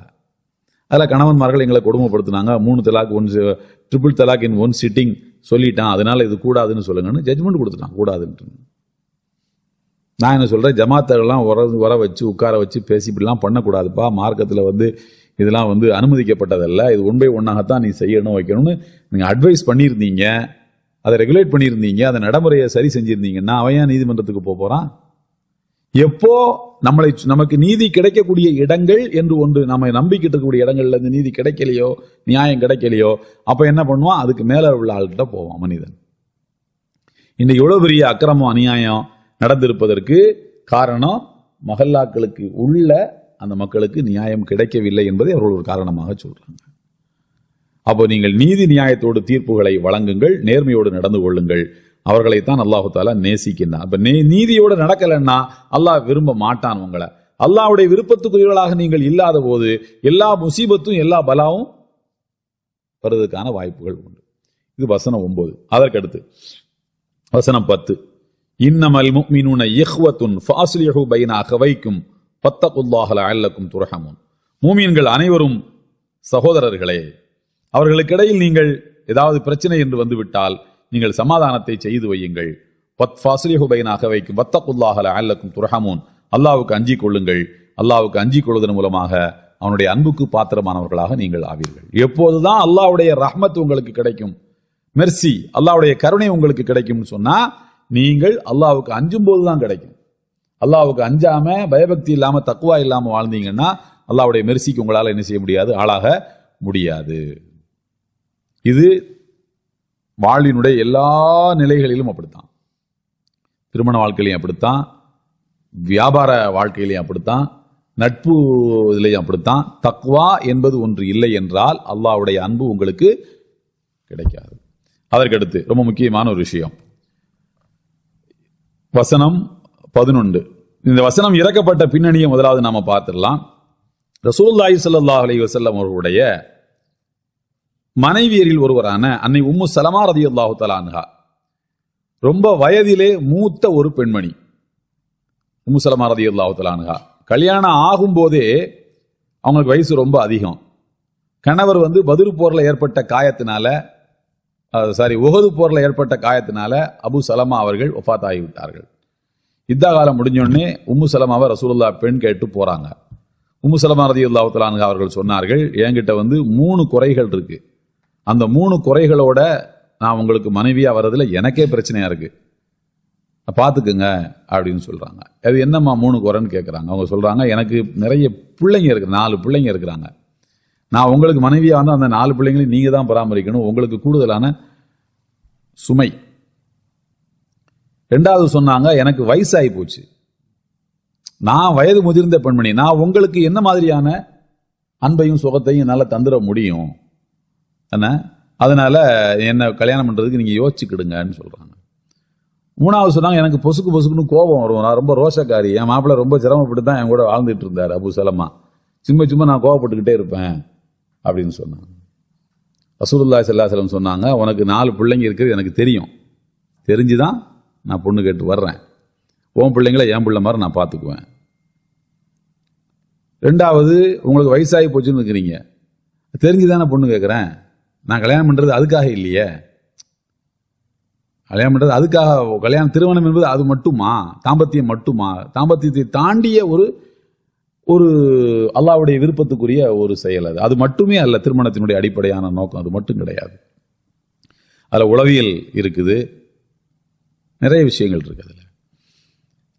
அதனால எனக்கு தெரியும், தெரிஞ்சுதான் பொண்ணு கேட்கிறேன்னாங்க. அப்புறம் 3வது சொன்னாங்க, உனக்கு அடிக்கடி கோபம் வரும்னு. இது நமக்கு சரி வராது, கோபத்தை எல்லாம் உங்க வீட்டிலேயே வச்சுக்கணும், என்கிட்ட எல்லாம் என்ன செய்யக்கூடாது, கோபப்படக்கூடாது, பொறுமையா தான் இருக்கணும்.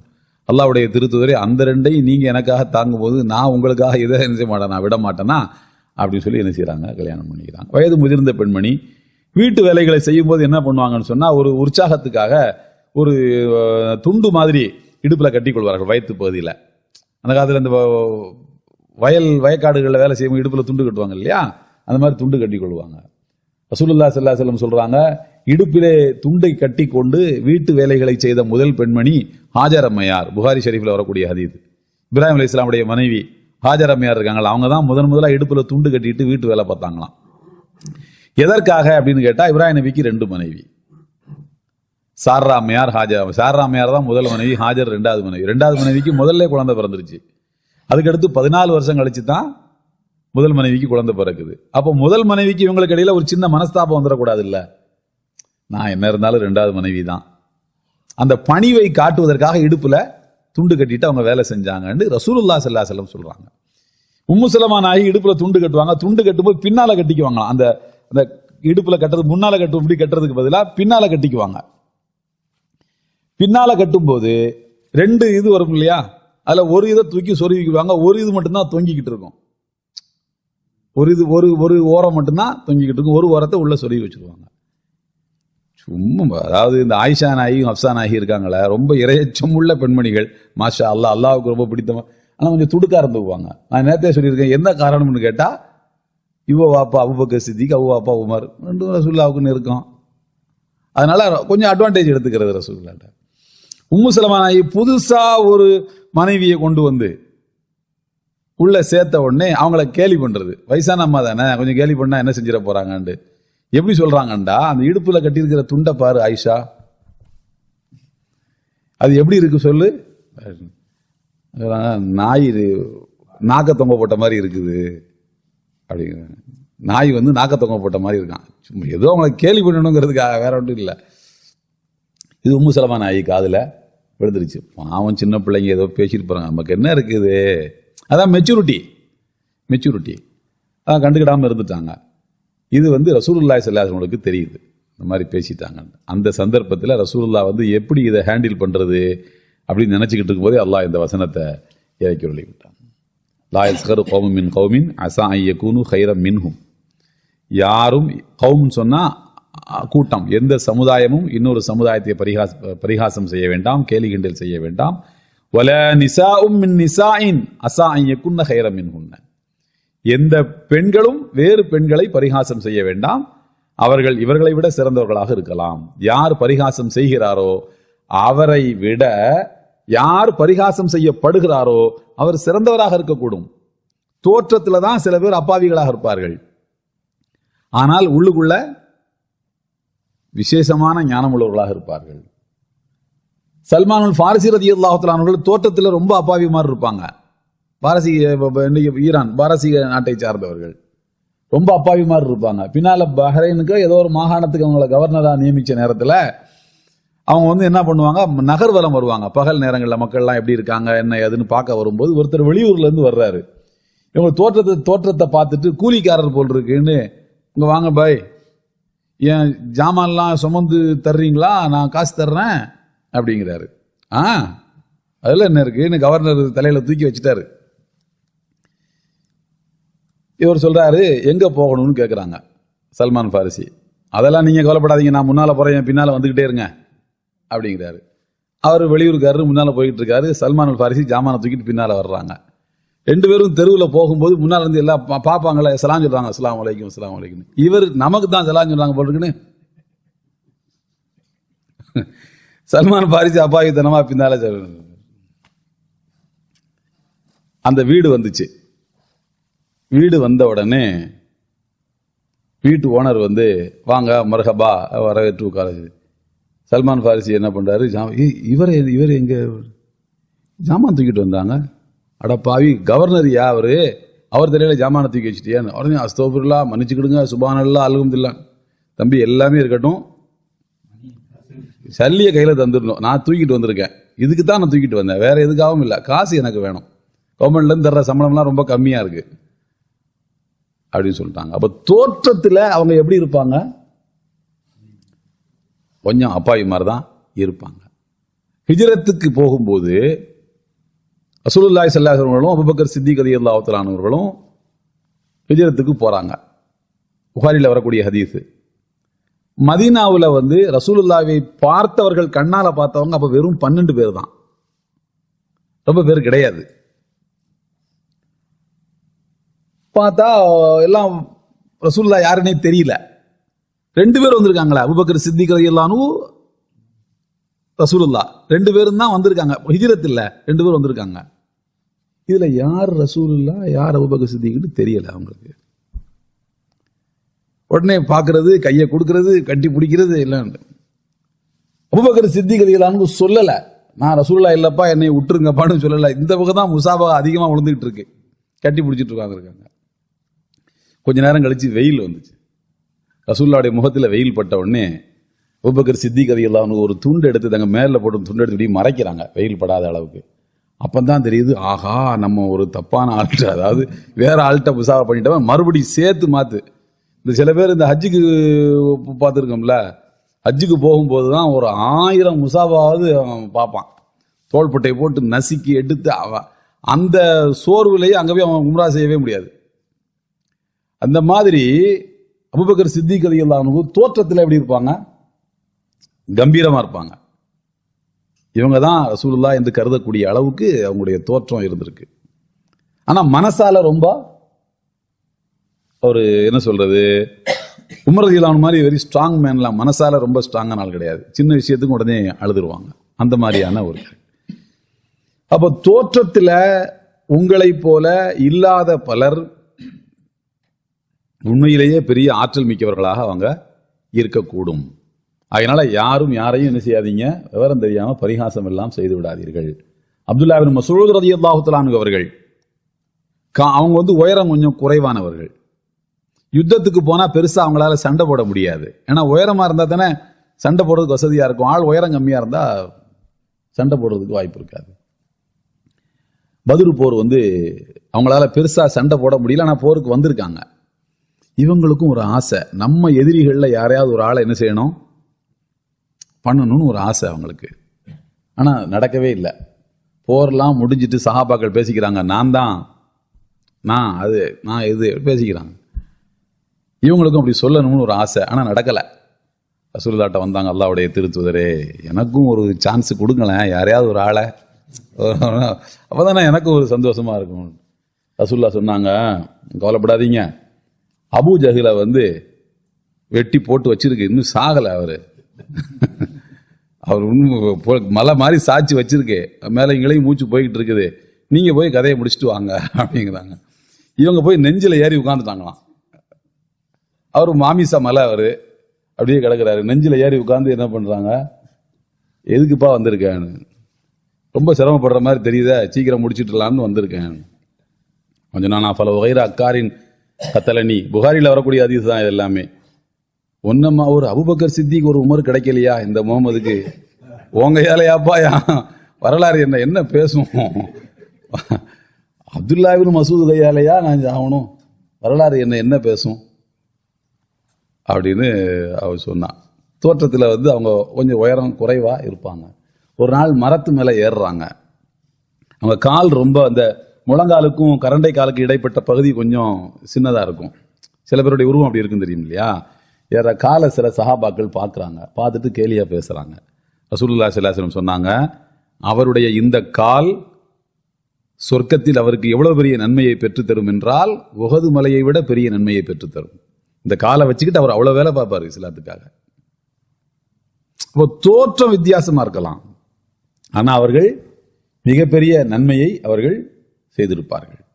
இப்போ அன்னை உம்மு சலமா ரலியல்லாஹு தஆலா அன்ஹா இருக்காங்க. ஆயிஷா நாயி, அப்சா நாயி வெவ்வேறு வகைகளில் ஆற்றல் மிக்கவர்கள். அப்சா நாயிட்ட தான் குர்ஆன், தொகுக்கப்பட்ட குர்ஆன் இருந்துச்சு. ஆயிஷா நாயி தான் அதிகமான ஹதீதுகளை அறிவித்தவர்கள். இவர்கள் குர்ஆனுக்கு சேவை செய்தவர்கள், இவர்கள் ஹதீதுக்கு சேவை செய்தவர்கள். ஆனால் அன்னை உம்மு சலமா ரலியல்லாஹு தஆலா அன்ஹா அவர்கள் ஹுதைபியா உடன்படிக்கை சமயத்துல சஹாபாக்கள் எல்லாம், அது எப்படி இவ்வளவு ஒரு மோசமான உடன்படிக்கைக்கு நீங்க ஒத்துக்கலாம், இவ்வளவு பாரபட்சமா எப்படி நீங்க நடக்கலாம், அல் அஸ்னா ஃபி ஹக், நாம சத்திய மார்க்கத்தில் இல்லையா, உமர் ரலியல்லாஹு அன்ஹு கேட்கிறாங்க. ஆமா, என்ன அடங்கிறதுக்கு சஹாபாக்களுக்கு மனசு வரல, இப்படியா நம்ம இணை வைக்கக்கூடியவர்கள்ட்ட பணிஞ்சு போகணும். ரசூலுல்லாஹ்வை கூப்பிட்டு அன்னி உம்மு சலமா ரலியல்லாஹு அன்ஹா சொன்னாங்க, அல்லாஹ்வுடைய திருத்தூதரே இப்படி போயிட்டே இருக்கோம், நீங்க என்ன பண்ணுங்க, போய் நீங்க முதல்ல மொட்டை அடிச்சிருங்க, உம்ரா முடிஞ்சு போச்சுங்க, அடையாளமா நீங்க மொட்டை அடிங்க, அப்புறமா பாத்துக்கலாங்கிறாங்க. ரசூலுல்லாஹ் மொட்டை அடிச்சிட்டு டென்ட்டை விட்டு வெளியில மொட்டை தலையோட நின்ன உடனே, சரிதான் அப்ப இதுக்கு மேல நம்ம பேசி ஒன்னும் புண்ணியம் இல்லைன்னு எல்லா 1400 பேரும் மலன்னு மொட்டை அடிச்சிட்டாங்க. அந்த பிரச்சனையை ஒரு மொட்டையில சால்வ் பண்ணிட்டாங்க.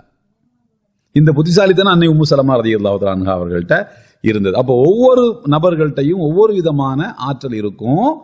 ஆற்றல் இல்லாத ஒரு பகுதியை, ஒரு தோற்றத்தை வச்சு அவர்களை நீங்க என்ன செய்யாதீங்க, இழிவாக கருத வேண்டாம் என்று அல்லாஹ் இதுல சொல்லி காட்டுகிறான். இன்ஷா அல்லாஹ் பிரேக்குக்கு அப்புறமா நம்ம தொடரும். அப்போ அல்லாஹு தஆலா இந்த சூரத்துல் ஹுஜராத் 49வது அத்தியாயத்தினுடைய 11வது வசனத்தில், ஒருவர் மற்றவரை கேலி கிண்டல் பரிகாசம் செய்யாதீர்கள், ஆணா இருந்தாலும் பெண்ணா இருந்தாலும் சரி. பெண்கள் என்று தனியாக இதில் குறிப்பிட்டிருப்பதற்கு 2 காரணம் சொல்கிறார்கள். ஒன்று, அன்னை உம்மு சலமா ரலியல்லாஹு தஆலா அன்ஹா அவர்களை அன்னை ஆயிஷாவும் அன்னை ஹப்ஸா ரலியல்லாஹு தஆலா அன்ஹுமா இருவரும் கேலி செய்ததன் அடிப்படையில் இந்த வசனம் இறக்கப்பட்டதனால் பெண்கள் என்று இதில் தனியாக ஒரு வாக்கியம் அவர்களுக்கென்று ஒதுக்கப்பட்டு தனியாகவும் இது சொல்லப்பட்டிருக்கிறது என்று. இன்னொரு விளக்கம் என்ன சொல்றான்னு சொன்னா, ஆண்களை விட பெண்கள்கிட்ட இது கொஞ்சம் அதிகமாக இருக்கும் இந்த பழக்கம், இந்த மாதிரி கேலி கிண்டல் பண்ற பழக்கம் அதிகமாக இருக்கும். அது அவர்களுடைய தனிப்பட்ட நடைமுறையை பொறுத்தது தான். ரேஷியோவில் ஆண்கள்கிட்ட 50%, பெண்கள்கிட்ட 41, அப்படி இதை புரிஞ்சு கொள்ள முடியாது. அந்த சம்பவத்தை அடிப்படையாக வைத்து இறக்கியுள்ளப்பட்டதனால் இந்த வாக்கியம் தனியாக சொல்லப்பட்டிருப்பதாக நாம் எடுத்துக்கொள்ள வேண்டும். அப்போ கேலி, கிண்டல், பரிகாசம் இது ஒரு சந்தர்ப்பம். இன்னொரு சந்தர்ப்பம் என்னவென்று சொன்னால், அன்னை சஃபியா ரலியல்லாஹு தஆலா அன்ஹா ரசூலுல்லாஹி ஸல்லல்லாஹு அலைஹி வஸல்லம் உடைய மனைவி. அவர்கள் யூத குலத்தை சார்ந்தவர்கள். அவர்களுடைய பாரம்பரியம் யூத பாரம்பரியம். ஒரு போர்ல அவர்களுடைய உறவுக்காரர்கள் அவங்க எல்லாருமே அந்த போர்ல கொல்லப்பட்டு விட்டார்கள். அன்னை சஃபியா ரலியல்லாஹு தஆலா அன்ஹா அவர்கள் கைதியாக பிடிக்கப்பட்டிருந்தார்கள். ரொம்ப உயர்ந்த குலத்தை சார்ந்தவர்கள் என்பதனால அந்த சஃபியா ரலியல்லாஹு தஆலா அன்ஹா அவர்களை ரசூலுல்லாஹி ஸல்லல்லாஹு அலைஹி வஸல்லம் சொல்றாங்க, நான் உன்னை மணமுடித்துக் கொள்ளுகின்றேன், நான் திருமணம் செய்து உனக்கு ஒரு ரசூலுல்லாஹ்னா அல்லாஹ்வுடைய திருத்தூதர் மட்டுமல்ல, இஸ்லாமிய அரசினுடைய கலீஃபா அவங்க தானே, அல்லாஹ்வுடைய பிரதிநிதியாக இருந்து ஆட்சி செலுத்தக்கூடிய ஆட்சியாளர் அவங்க தானே. அப்போ ஆட்சியாளருக்கு மனைவியாக வரக்கூடிய அளவுக்கான ஒரு தகுதியை கொடுக்கும் போது அந்த போரினால பாதிக்கப்பட்டவர்களாக கருதப்படுகின்ற அந்த யூத குலத்தினர்களுடைய மனசு ஓரளவுக்கு அடங்கும். பரவாயில்ல, இவர் நம்மளை கொடுமைப்படுத்தணும்னு நினைக்கல, நம்ம குடும்பத்தில் உள்ள ஒரு பிள்ளையை கல்யாணம் பண்ணி நம்மளை சம்பந்தக்காரங்க என்கிற அந்தஸ்துக்கு அவர்கள் உயர்த்தி கொண்டு விட்டார்கள்னு கருதுறதுக்கு வாய்ப்பு இருக்கு என்பதனால அன்னை சஃபியா ரலியல்லாஹு தஆலா அன்ஹா அவர்களை மணமுடித்துக் கொண்டார்கள். மணமுடித்துக் கொண்டால் வழக்கம் போல ஆயிஷா நாயகி, ஹப்ஸா நாயகிக்கு தான் முதல்ல ரோஷம் வரும். அவங்களுக்கு தான். அவங்க என்ன பண்றாங்க, இவங்க கொஞ்சம் உயரம் கம்மியா இருப்பாங்க. யாரு? சஃபியா நாயகி. சஃபியா நாயகி உயரம் கம்மியா இருக்கும். ஒரு தடவை சஃபியா நாயகியுடைய வீட்டில இருந்து ரசூலுல்லாஹி ஸல்லல்லாஹு அலைஹி வஸல்லம் வரும்போது ரசூலுல்லாஹ்ட்ட சொன்னாங்களாம், ஆயிஷா நாயகி, ஹஸ்புக மின் சஃபியா கதா வ கதா, இவங்க வீட்டுல இருந்தா வர்றீங்க அப்படிங்கிறாங்க. அவங்க வீட்டுல இருந்து தானே வர்றீங்க அப்படின்னு ரசூலுல்லாஹ்வுக்கு கடுமையான கோபம். அவங்க சொன்னாங்க, ஆயிஷா, லக்கது குல்தி கலிமத்தன் லவ் முஸிஜ பிஹல் பஹரு லமஸஜது, நீ ஒரு பயங்கரமான வார்த்தையை சொல்லிவிட்டாய், இந்த வார்த்தையால ஏற்படக்கூடிய அழுக்கு, நாற்றம் கடல்ல கொண்டு போய் கரைச்சாலும் கடலே நாத்தம் ஆயிடும் சொன்னாங்க. அவ்வளோ கடல்ல தானே உலகத்தில் உள்ள எல்லா கழிவையும் கொண்டு போய் கொட்டுறான். அதனுடைய உப்புத்தன்மையால் அது செரித்துக் கொள்கிறது. ஆனால் இந்த வார்த்தையில இருந்து வரக்கூடிய நாற்றம், துர்வாடையை கொண்டு போய் கடல்ல கரைச்சாலும் கடலே கெட்டு போயிடும். அவ்வளோ கொடூரமான வார்த்தையை நீ சொல்லிட்ட அப்படின்னு அன்னை ஆயிஷா ரலியல்லாஹு தஆலா அன்ஹாவை ரசூலுல்லாஹி ஸல்லல்லாஹு அலைஹி வஸல்லம் கண்டிச்சிட்டு, நீ என்ன பண்ணு, நீ அல்லாஹ்ட்ட மன்னிப்பு தேடிக்கொள் என்று சொல்றாங்க. அப்ப இது ஒரு சந்தர்ப்பம். இப்படியாக பல்வேறு சந்தர்ப்பங்கள் சொல்லப்படுகிறது. சாபித் இப்னு கைஸ் ரலியல்லாஹு தஆலா அன்ஹு என்கிற ஒரு நபி தோழர், அவங்க ரசூலுல்லாஹி ஸல்லல்லாஹு அலைஹி வஸல்லம் குர்ஆனுடைய வசனங்கள் இறங்கும் போது எழுதக்கூடிய எழுத்தாளர்களில் ஒருவராக அவர்கள் இருந்தார்கள். ரசூலுல்லாஹ்வுக்கு பக்கத்திலேயே உட்கார்ந்து குர்ஆனுடைய வசனங்களை அதிகமாக அவங்க கேட்பாங்க. அவங்க வந்தா எல்லாருமே அவங்களுக்கு முதலிடம் கொடுத்துருவாங்க. வயசுல சின்ன பிள்ளைங்கிறதுனால வேற கவனங்கள் அதிகமா இருக்காது, கரெக்டா எழுதிடுவாருங்கிறதுனால. ஒரு நாள் அவங்க தாமதமா வர்றாங்க, சுபு தொழுதுட்டு பின்னால இருந்து வர்றாங்க. பின்னால இருந்து வரும்போது எல்லாரும் அவங்களுக்கு இடம் கொடுக்கணும்னு சொல்லி வரும்போது தள்ளுங்க அப்படின்னு சொல்லி எல்லாருடைய பிடரையும் தாண்டி கிட்ட வரும்போது ரசூலுல்லாஹ்வுக்கு பக்கத்துல இங்க வரைக்கும் வந்துட்டாங்க. ரசூலுல்லாஹ்வுக்கும் சாபித் இப்னு கைஸ் ரலியல்லாஹு தஆலா அன்ஹுக்கு இடையில இன்னும் ஒரே ஒரு ஆள் இருக்கிறாரு, இன்னும் ஒரே ஒரு நபர் இருக்கிறாரு. அந்த நபரை பார்த்து சாபித் இப்னு கைஸ் ரலியல்லாஹு தஆலா சொன்னாங்க, தஃபஸ்ஸஹ், கொஞ்சம் ஒதுங்கள, நாங்க உட்கார்ந்துக்கிறேன் அப்படின்ட்டு. கொஞ்சம் ஒதுங்கள, நாங்க உட்கார்ந்துக்கிறேன்னு சொல்றாங்க. அப்ப அந்த நபர் சொல்றாரு, அதான் இடம் கிடைச்சிருச்சுலங்க, அங்கேயே உட்காருங்க, இத்தனை பேரை தாண்டி வந்து கடைசியில என்னையுமா தாண்டணும் நீங்க?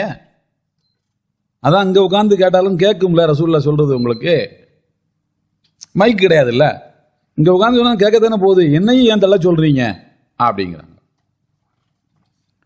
உடனே சாபித் இப்னு கைஸ் ரலியல்லாஹு தஆலா அன்ஹு பக்கத்தில் உள்ள ஆள்கிட்ட, இவ்வளவு ஸ்ட்ராங்கா பேசுறாரு, யார் இவரு? நம்ம வழக்கம் தெரியும்ல, நம்ம வந்தா எல்லாருமே ஒதுங்குவாங்க, நான் தான் எழுதணுங்கிறதுனால இவ்வளவு ஸ்ட்ராங்கா என்னை பின்னாலே உட்கார சொல்றாரு, யார் இவருன்னு கேட்குறாங்க.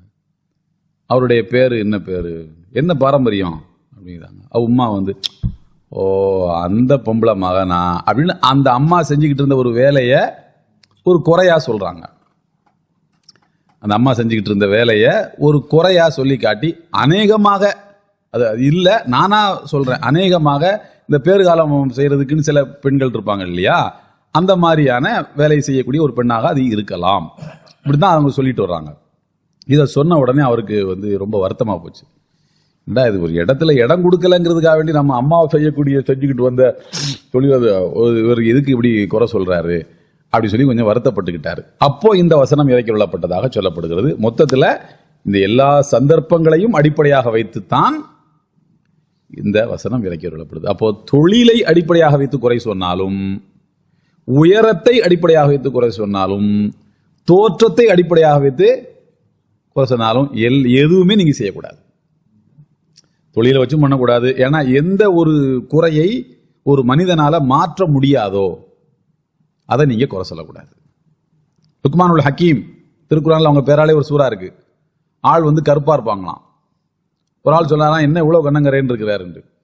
அவங்க சொன்னாங்க, நீ ஓவியத்தை குறை சொல்கிறாயா, ஓவியத்தை வரைந்தவனை குறை சொல்கிறாயா? ஒரு படம் சரியில்லைன்னா, நல்லா இல்லைன்னு சொன்னா யார் மேல தப்பு? அது மேல தப்பு இல்லை, அது யார் ஆர்ட் பண்ணியிருக்காங்கன்னா அவன் மேல உள்ள அந்த ஆர்டிஸ்டோட தப்பு. என்ன வரைந்தவன் அல்லாஹ். நான் நல்லா இல்லைன்னா என்ன அர்த்தம்? அல்லாஹ் ஒழுங்கா என்ன படைக்கலன்னு அல்லாஹ்வை குறை சொல்ற மாதிரி தான் அர்த்தம் அப்படின்னு சொல்றாங்க. அப்போ எதை ஒரு மனிதனால மாற்ற முடியாதோ அதை குறை சொல்ல கூடாது. எதை மாற்றிக்கொள்ள முடியுமோ அதை திருத்தும் நோக்கத்தில் சொல்லலாம். திருத்தும் நோக்கத்தில் என்ன செய்யலாம்? சொல்லலாம். ஒரு சஹாபாக்கள்ல ஒருத்தர் இருக்கிறாரு. அவர் எப்பவுமே என்ன பண்ணுவாராம், பெண்கள் பகுதியிலே தான் போய் உட்காருவாராம். அவர் சும்மா அவங்கள்ட்ட போய் உட்கார்ந்து பேசிட்டு இருக்கிறது, என்ன சோமா இருக்கீங்களா, சாப்பிட்டீங்களா, இப்படியே பேசிட்டு இருக்கிறது. ரசூலுல்லாஹ் அவரை திருத்தணும்னு ஆசைப்பட்டாங்க. ஒரு நாள் அவர் பேசிட்டு இருக்கிறத பார்த்து டக்குன்னு அந்த ஏரியாக்குள்ள போயிட்டாங்க. இவர் உள்ள இருந்து இப்படி வர்றாரு, என்ன அங்க என்ன வேலை உனக்கு? இல்ல இந்த கயிறு திரிக்கிறது எப்படின்னு நான் தெரிஞ்சுக்கலான்னு வந்தேன். அதுல இருந்து அவரை எப்ப பார்த்தாலும் கயிறு திரிக்கிறத தெரிஞ்சுக்கிட்டீங்களா, எப்ப பார்த்தாலும் இங்க பள்ளிவாசல உட்காந்துருக்கும் போது கேட்பாங்களாம். அதனால அவர் என்ன பண்ணுவாராம், தொழுது முடிச்சுட்டு ரசூலுல்லாஹ் வெளியே போனா தான் இவரே போவார். இவங்க வெளியில போனதுக்கு அப்புறம் தான் அவரே அந்த பள்ளிவாசல் விட்டு கிளம்புவாராம். ரசூலுல்லாஹ் என்ன பண்ணுவாங்களாம், இவர்கிட்ட அந்த கேள்வி கேட்டுட்டு தான் போகணும்னு வெயிட் பண்ணிட்டே இருந்து இதெல்லாம் திருத்துறதுக்கான உத்திகள், திருத்துறது ஸ்ட்ராட்டஜி. அது ஒரு மனசு நோகாம கேலி பண்ணியே திருத்துறது. அந்த மாதிரி கேலி பண்ணலாமானா பண்ணலாம். திருத்துற நோக்கம் இருந்தா கேள்வி பண்ணலாம். எதை அவரால் மாற்றிக்கொள்ள முடியாதோ அதை என்ன பண்ணக்கூடாது, கேலியாக சொல்லக்கூடாது. அப்ப அன்னை உம்மு சலமா இந்த மாதிரி நாய் மாதிரி அது நல்ல இது இல்லையில, முதுமையினால அவங்க வேலை செய்யறது கொஞ்சம் உதவியா இருக்கட்டுமே அப்படிங்கிறதுக்காக அந்த துணியை கட்டி இருக்கிறாங்க. ஸோ அந்த மாதிரியான விஷயங்கள்ல நீங்க கேலி செய்யக்கூடாதுங்கிறது. அவலா தல்மிசு அன்ஃபுஸக்கும், உங்களை நீங்களே குத்தி காட்டி பேசுறது, குத்தி காட்டக்கூடாது. ரசூலுல்லாஹி ஸல்லல்லாஹு அலைஹி வஸல்லம் சொல்றாங்க, லைஸல் முஃமினு பித்தஆன் வலா பில்லஆன், ஒரு மூமின் சாப விடக்கூடியவனாக இருக்க மாட்டான். அட அவன் ஒரு விளங்காம போறவன், அவன் ஒரு நாசமா போறவன் இல்லை, அவன் பேச்சே இதெல்லாம் சொல்லக்கூடாது. கிராமங்கள்ல அந்த காலத்துல என்ன சொல்லுவாங்கன்னா, நல்லா இருப்பா கொஞ்சம் சத்தம் போட்டு சொல்லுப்பான்னு நல்லா இருப்பான்னு தான் சொல்லுவாங்க. நல்லா இருப்பா சீதேவி ஏதாவது கொடுங்க அப்படிதான் சொல்லுவாங்க. யாசகம் கேட்கிறவன்ட்ட கூட நம்முடைய கிராமங்கள்ல என்ன சொல்லித்தான் பழக்கம், மாஃப் செய்யுங்கன்னு தான் சொல்லுவாங்க. கிராமங்கள்ல மாஃப் செய்யுங்கன்னா என்ன அர்த்தம், மன்னிச்சுக்கிடுங்கன்னு அர்த்தம். உங்களுக்கு தர்றதுக்கு என்கிட்ட இப்போ சல்லி இல்லை, சில்லறை இல்லை, மன்னிச்சுக்கிடுங்கன்னு அர்த்தம். யாசகன்ட்ட கூட மன்னிப்பு கேட்கணுங்கிற நடைமுறைய சொல்லி கொடுத்த ஒரு மார்க்கத்தில் நம்ம என்ன செய்யக்கூடாது, குத்தி காட்டுறது. குத்தி காட்டுற மாதிரி மாதிரியா நக்கலா ஒரு மாதிரியா அப்படியே பேசுவாங்க. சில பேருடைய பழக்கமே அப்படித்தான் இருக்கும். எப்ப பார்த்தாலும் ஒரு மாதிரியா கிண்ட மனசு வலிக்கிற மாதிரியே பேசிடுவாங்க. அது தப்பு, அது மூமினுடைய பழக்கம் கிடையாதுங்கிறாங்க ரசூலுல்லாஹி ஸல்லல்லாஹு அலைஹி வஸல்லம். அது மாதிரி வலா தலாபஸு பில் அல்காப் பிஸல் இஸ்முல் ஃபுசூக் பஅதல் ஈமான், பட்ட பெயர்களை நீங்கள் சூட்டாதீர்கள். ஒரு ஆளுக்கு பட்ட பெயர் என்ன செய்யக்கூடாது, அதாவது அவருக்கு பிடிக்காத பட்ட பெயர்களை சொல்லக்கூடாது. ரசூலுல்லாஹி ஸல்லல்லாஹு அலைஹி வஸல்லம் ஹஜ்ரத் அபூ ஹுரைராவுக்கு அபூ ஹுரைரான்னு பேர் வச்சாங்க. பட்ட பேர் தான் அது. பூனைக்குட்டிகளோடவே கலந்து விளையாண்டுக்கிட்டு இருப்பாங்க, பட்ட பேர் தான் அது. ஆனாலும் ரசூலுல்லாஹ் என்ன செய்யல, அந்த அபூ ஹுரைரா அதை குறையா சொல்லல. அபூபக்கர் சித்திக் ரலியல்லாஹு தஆலா அன்ஹுவுக்கு சித்திக்னு ஒரு பட்ட பேர் இருந்துச்சு, அது புகழுக்குரிய பட்ட பேர். உமர் ரலியல்லாஹு தஆலா அன்ஹுவுக்கு ஃபாரூக்னு ஒரு பட்ட பேர் இருந்துச்சு. அது வச்ச பேர் கிடையாது. உமர் தான் அவங்க பேரு. ஃபாரூக்ங்கிறது பட்ட பேர் தான். ஃபாரூக்ங்கிற பட்ட பேர் வச்சு கூப்பிட்டா அவங்களுக்கு பிடிக்கும். உஸ்மான் ரலியல்லாஹு அன்ஹு துன்னூரைன்னு பேரு, 2 ஒளிகளின் சொந்தக்காரர். அது என்ன 2 ஒளிகள்? ரசூலுல்லாஹி ஸல்லல்லாஹு அலைஹி வஸல்லம் ருக்கையா உம்மு குல்சும் என்கிற 2 பொம்பளை பிள்ளைங்களை ஒருவர் பின் ஒருவராக, ஒருவர் இறந்த பிறகு இன்னொருவரை அவர்கள் மணமுடித்துக் கொண்டார்கள். எனவே 2 ஒளிகளின் சொந்தக்காரர். அலி ரலியல்லாஹு தஆலா அன்ஹுவுக்கு பட்ட பேர் அஸதுல் அல்லாஹ்வின் சிங்கம்னு ஒரு பட்ட பேர் இருக்கு. ஹம்சா ரலியல்லாஹு தஆலா அன்ஹுவுக்கு அல்லாஹ்வின் சிங்கம் பட்ட பேர் இருக்கு, சய்யிது ஷுஹதா. அப்போ அவர்கள் விரும்புவது மாதிரி புகழ்ச்சியோடு சொல்லக்கூடிய பட்ட பெயர்களை சொல்றது ஒன்றும் தவறு கிடையாது. அது அது முகஸ்துதிக்காக அப்படிலாம் கிடையாது. ரசூலுல்லாஹ் முகத்துக்கு நேராக தான் சொன்னாங்க, தின்னூரைன் ஃபாரூக், மென்மேலும் அவர்கள் நன்மை செய்வதற்கு அது உற்சாகமாக இருக்கட்டும் என்பதற்காக. ஆனால் எதை சொன்னால் அவர் வருத்தப்படுவாரோ அந்த மாதிரியான பட்ட பெயர்களை என்ன செய்யக்கூடாது, யாருக்கும் சூட்டக்கூடாது. அதை எப்படி அல்லாஹ் கண்டிக்கிறான்னா, பீசல் இஸ்முல் ஃபுசூக் பாதல் ஈமான், இறை நம்பிக்கை கொண்ட பிறகு ஒரு மனிதன் செய்யக்கூடிய பாவங்களில் ரொம்ப மோசமானது இதுதான். சமூக குற்றங்கள் பல குற்றங்கள் இருக்கு, கேலி கிண்டு இதெல்லாம் இருக்கு. இதுல மோசமானது எதுன்னா, ஒரு மூமினாக ஆனதுக்கு அப்புறமாகவும் பட்டப்பெயர் சொல்றதுதான் மோசமானது என்று சொல்கிறார்கள். அப்ப பட்டப்பெயர் என்பது சொல்லலாம், நல்ல பெயர்களாக இருந்தால் சொல்லலாம், அவருக்கு மகிழ்ச்சி தரும் என்றால் சொல்லலாம். அவர் தம்பி இங்க வாங்க, எனக்கு இது பிடிக்காது, இனிமேல் இந்த மாதிரி சொல்லாதீங்கன்னு சொன்னா விட்டுறணும். மன்னிச்சுக்கிடுங்க, தெரியாம சொல்லிட்டேன், விட்டுரு. உங்களுக்கு பிடிக்கும்னு நினைச்சு சொன்னேன், பிடிக்காதுன்னா விட்டுரு, அப்படி விட்டுருணும். ஆனா இன்னைக்கு உலகத்துல பாத்தீங்கன்னா எல்லாருக்கும் ஏதாவது ஒரு பேர் இருக்கு. பட்ட பேரை சொன்னா தான் தெரியும். அது புகழுக்குரிய பேரா இருக்கணும். அப்படி சொன்னா அவளுக்கு பிடிக்கும்னா தாராளமா சொல்லலாம்.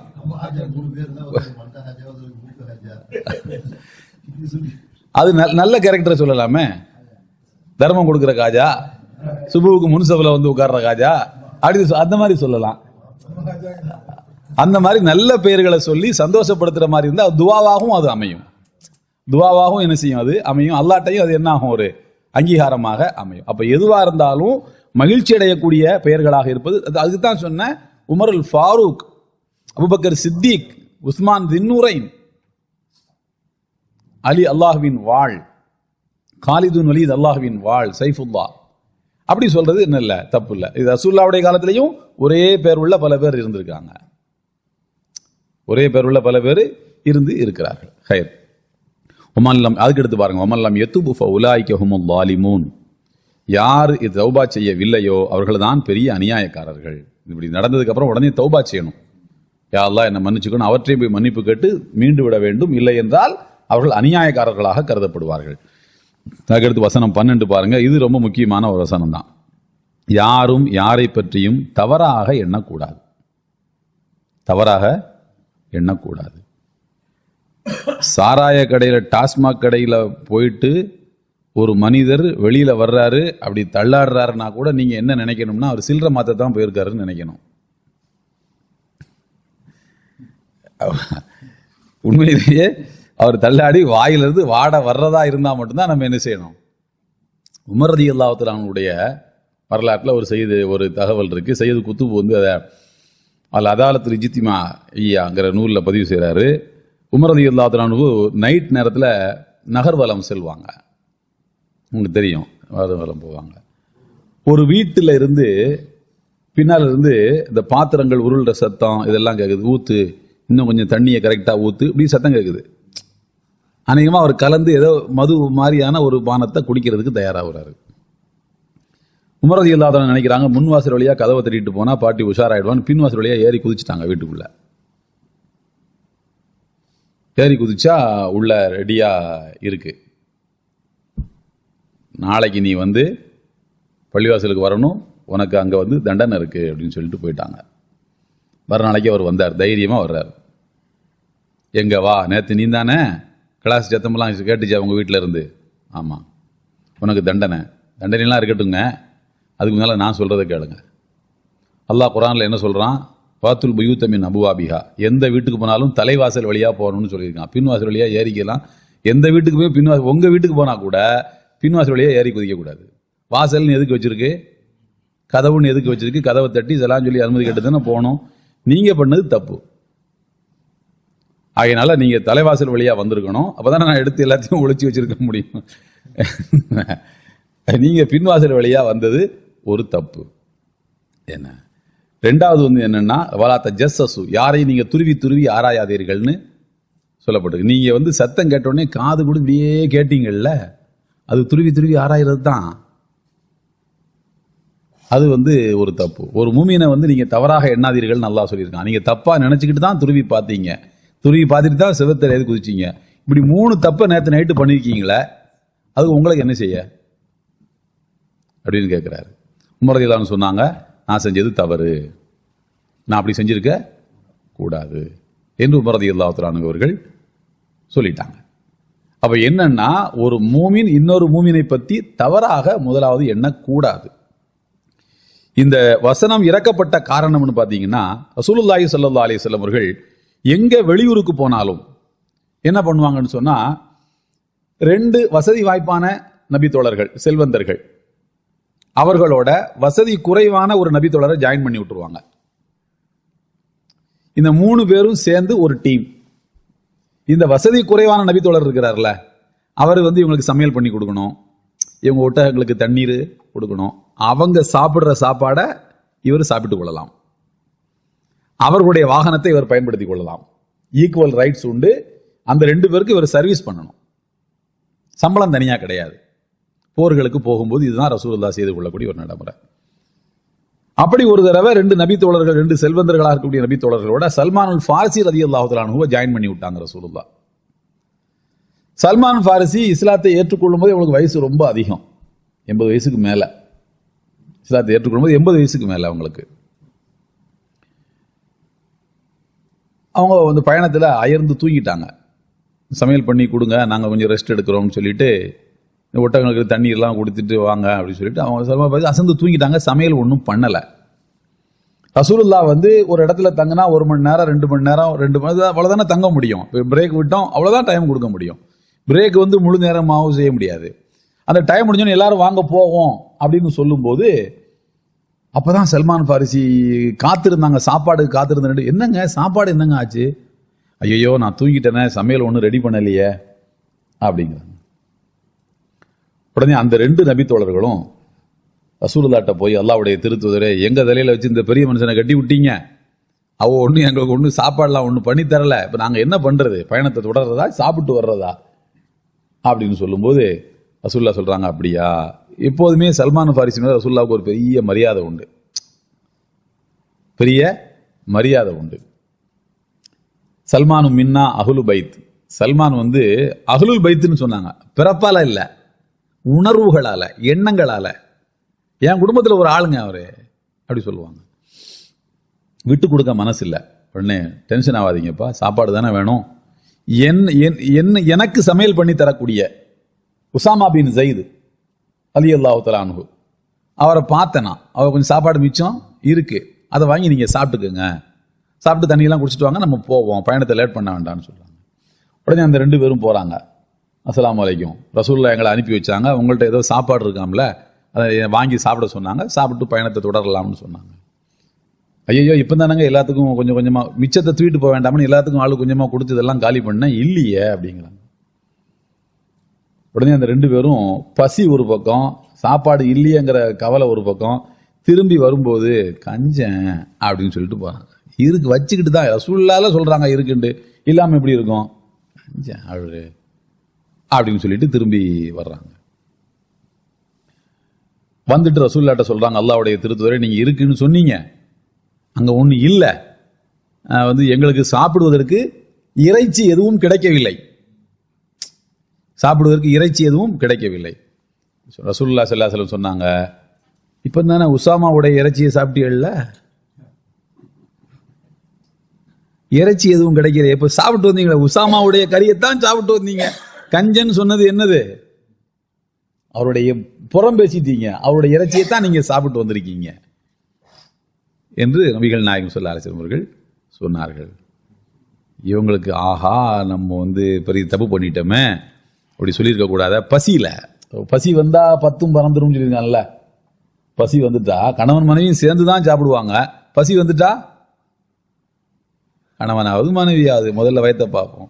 விருந்து வருது, பசி வந்துட்டா வந்து மெதுவாக சாப்பிட்டு நம்ம சாப்பிட்ருவோம், எல்லாமே போயிடும். உணர்வு, பசி, சொந்தம், பந்தம் எல்லாமே போயிடும். பசி வந்துட்டா கையை கூட ஏந்திடுவான், ஏதாவது கொடுங்க பசிக்குதுன்னு கேட்டுருவான். பசியில் வந்து சொல்லிட்டாங்க ரசூலுல்லாஹி ஸல்லல்லாஹு அலைஹி அவர்கள். இதை வந்து அவர்களுக்கு உணர்த்தி காட்டுகிறார்கள். அப்போதான் எல்லாம் வல்ல அல்லாஹ் தஆலா இந்த வசனத்தை இறக்கி அருளுகிறான். யா அய்யுஹல்லதீன ஆமனூ ஜித்தனிபு கதீரம் மினல் ظن, எண்ணங்களில் பெரும்பாலானவற்றை விட்டு நீங்கள் தவிர்த்து கொள்ளுங்கள். ஷைத்தான் வந்து எப்போதுமே சக மனிதனை பற்றி தவறான எண்ணங்களை தான் போடுவான் உங்க உள்ளத்துல. எப்போ சண்டை வரும் உங்களுக்கு இடையில, தப்பா நினைச்சா தான் சண்டை வரும். சண்டை வர்றதுதானே ஷைத்தான் விரும்புறான். அதனால நண்பர்களுக்கு மத்தியிலையும் சரி, சகோதரர்களுக்கு இடையிலையும் சரி, கணவன் மனைவிக்கு இடையிலையும் சரி, பாப்பாவுக்கும் பிள்ளைக்கும் இடையிலையும் சரி, தீய எண்ணங்களை தான் முதல்ல போடுவான் ஷைத்தான். நீங்க தான் என்ன பண்ணணும், மூளையை ஃப்ரெஷ் ஆக்கிக்கிட்டு, இல்லை அப்படி கிடையாது, என் தம்பி அப்படி கிடையாது, எங்க வாப்பா அப்படி கிடையாது, என் புள்ள அப்படி கிடையாது, என் கணவர் அப்படி கிடையாது, நீங்க தான் ஷைத்தானை விரட்டணும். ஷைத்தானுக்கு வேலையே தப்பான எண்ணங்களை ஏற்படுத்துறது தான். யா அய்யுஹல்லதீன ஆமனூ ஜித்தனிபு கதீரம் மினல் ظن, எண்ணங்களில் பெரும்பாலானவற்றை நீங்கள் தவிர்த்துக் கொள்ளுங்கள். இன்ன பஅத ظن இஸ்முன், எண்ணங்களில் சில அந்த எண்ணங்களே பாவமாகி விடுகிறது. எண்ணுவதே பாவம் தான். பேரறிஞர் யூசுப் அல் கர்லாவி சொல்லுகின்றார், பாவங்கள் பல வகைகள் இருக்கின்றன. அந்த பாவங்களிலே மிக மோசமான விபச்சாரத்தை விட, வட்டியை விட, மதுவை விட கொடூரமான பாவம் எது என்று சொன்னால் சக மனிதனை பற்றிய தவறான எண்ணம் தான். ஏனென்றால் மது நீங்கள் குடிக்கும் போது சிலர் பார்த்து விடலாம், பார்க்கும்போது நீங்க ஒளிச்சு வச்சுக்கலாம். அவர் ஒளிச்சு வச்சார்ல உமர் ரலியல்லாஹு தஆலா அன்ஹு. விபச்சாரம் செய்யும் போது என்ன செய்யலாம், யாராலும் பார்த்து விடக்கூடாது என்று நீங்கள் ஒளித்துக் கொள்ளலாம். வட்டி வாங்கும்போது அப்படித்தான், வேற வேற பேர்களை நீங்க சொல்லிக்கலாம். அந்த சார்ஜஸ் இந்த சார்ஜஸ் ஏதாவது நீங்க காரணங்களை சொல்லிக்கிடுவீங்க. ஆனா புறம் பேசுறது, இந்த தீய எண்ணம் இருக்கு பாருங்க. சொல்கிறார்கள், தீய எண்ணம் என்பது ஒரு மனிதன் பள்ளிவாசலில் இருந்து கூட அந்த பாவத்தை செய்ய முடியும். பள்ளிவாசல்ல உட்கார்ந்துருப்பாரு, முன் சஃப்ல உட்கார்ந்துருப்பாரு, சக மனிதனை பற்றி என்ன செய்வாரு, தீய எண்ணங்களை வைத்துக் கொண்டிருப்பார்.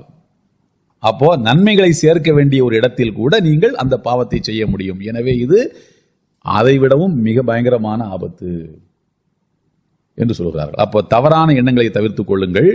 எண்ணங்களில் சிலவே பாவமானது. வலா தஜஸ்ஸஸு, நீங்கள் யாரையும் துருவி துருவி ஆராயாதீர்கள். வலா யக்தப் பாதுக்கும் பாலா, ஒருவர் மற்றவரை பற்றி நீங்கள் கீபத், முதுகுக்கு பின்னால் பேசாதீர்கள். முதுகுக்கு பின்னால் பேசாதீர்கள். வலா யக்தப் பாதுக்கும் பாலா அயுஹிப்பு அஹதுக்கும் அய்யகுல லஹ்ம அஹீஹி மைத்தன், உங்களில் ஒருவர் விரும்புவாரா தன்னுடைய சகோதரன் இறந்த தன்னுடைய சகோதரனின் இறைச்சியை பீத்து சாப்பிடுவதை, எடுத்து சாப்பிடுவதை விரும்புவாரா? ஃபகரிஹ்துமு, அதை நீங்கள் வெறுக்கத்தான் செய்வீர்கள். எனவே வத்தகுல்லாஹ், அல்லாஹ்வுக்கு நீங்கள் அஞ்சிக் கொள்ளுங்கள். இன்னல்லாஹ தவ்வாபுர் ரஹீம், அல்லாஹ் இரக்கம் உள்ளவன், அதனால் உங்களுடைய பாவங்களை மன்னிக்கக்கூடியவன். அல்லாஹ் மன்னிக்கக்கூடியவன் தான். கடந்த காலங்கள் இந்த மாதிரி நீங்க பேசியிருக்கலாம், நடந்திருக்கலாம், எல்லாம் பண்ணியிருக்கலாம். ஆனா நீங்க என்ன செய்யணும், உடனே அல்லாஹ்விடத்தில் பாவ மன்னிப்பு தேடிக்கொள்ள வேண்டும். அப்ப ஷைத்தான் இந்த மாதிரியான எண்ணங்களை அவன் ஏற்படுத்தத்தான் செய்வான். நம்முடைய நாவு வந்து சும்மா இருக்காது. முதுகுக்கு பின்னால இமாம் நவவி ரஹ்மத்துல்லாஹி அலைஹி அவர்கள் ரியாதுஸ் ஸாலிஹீன்ல ஒரு பாடம், எதுவெல்லாம் புறம் பேசுவதாக ஆகாதுன்னு ஒரு பாடம் கொண்டு இருக்கிறார்கள். எதுவெல்லாம் புறம் பேசுவதாக ஆகாது என்று சொல்லும் போது அவர்கள் ஒரு 7 விஷயத்தை சொல்றாங்க. அதுல இருந்து நமக்கு என்ன சொல்றாங்கன்னா, அதை தவிர எல்லாமே என்னதுதான், புறம் பேசுவதுதான். அதுல ரொம்ப முக்கியமானது என்னவென்று சொன்னால், மாப்பிள்ளை பொண்ணு பார்க்கிறோம். ஒரு மாப்பிள்ளைய பத்தி நீங்க ஒரு இடத்துல விசாரிக்கிறீங்க, அல்லது ஒரு பொண்ணை பத்தி நீங்க விசாரிக்கிறீங்க. அந்த நேரத்தில் நீங்க என்ன செய்யணும்னா, எது யதார்த்தமோ அதை கூடுதல் குறைவில்லாம கரெக்டா சொல்லணும். அது புறம் பேசுறதுனுடைய வகையில் சேராது. ஃபாத்திமா பின்த் கைஸ் என்கின்ற ஒரு பெண்மணி கணவனால விவாகரத்து செய்யப்பட்டு இத்தா காலம் முடிஞ்சு மறுமணத்துக்கு தயாராக இருக்கின்றார்கள். ரொம்ப உயர்ந்த குலத்தை சார்ந்த பெண்மணி, கொஞ்சம் செலவாளி, கொஞ்சம் அதிகமாக செலவு பண்ணணும்னு ஆசைப்படக்கூடிய ஒரு லேடி. அவங்கள பொண்ணு கேட்டு முஆவியா, அபூ ஜஹம் ஆகிய 2 பேரும் பொண்ணு கேட்டு வர்றாங்க. நான் உங்களை கல்யாணம் பண்ணிக்கலாமான்னு கேட்டு வந்திருக்கிறாங்க. அந்த ஃபாத்திமா பின்த் கைஸ் அந்த பெண்மணி ரசூலுல்லாஹ்ட்ட வருது, அல்லாஹ்வுடைய திருத்தூதர் என்ன 2 பேர் பொண்ணு கேட்கறாங்க, நான் என்ன செய்யட்டும், யாரை கல்யாணம் பண்ணட்டும்னு. நபிகள் நாயகம் ஸல்லல்லாஹு அலைஹி வஸல்லம் சொன்னார்கள், அம்மா அபூ ஜஹம் அம்மா முஆவியா ஃபஸுலுகுன் லா மாரலஹு. முதலாவது முஆவியா பொண்ணு கேட்டு வந்தாருன்னு சொல்ற. முஆவியா உன் செலவுக்கு அவரால் ஈடு கொடுக்க முடியாது. அவர் ஏழை, அவன் கஷ்டப்பட்டவர், ஏதோ கொஞ்சம் செலவு பண்ணுவாரு, வாங்கி கொடுப்பாரு, இது பண்ணுவாரு. ஆனா உன் செலவு அளவுக்கு அவரால் என்ன செய்ய முடியாது, ஈடு கொடுத்து நிக்க முடியாது, தேவையில்லாம பிரச்சனை வரும், அதனால பாத்துக்க.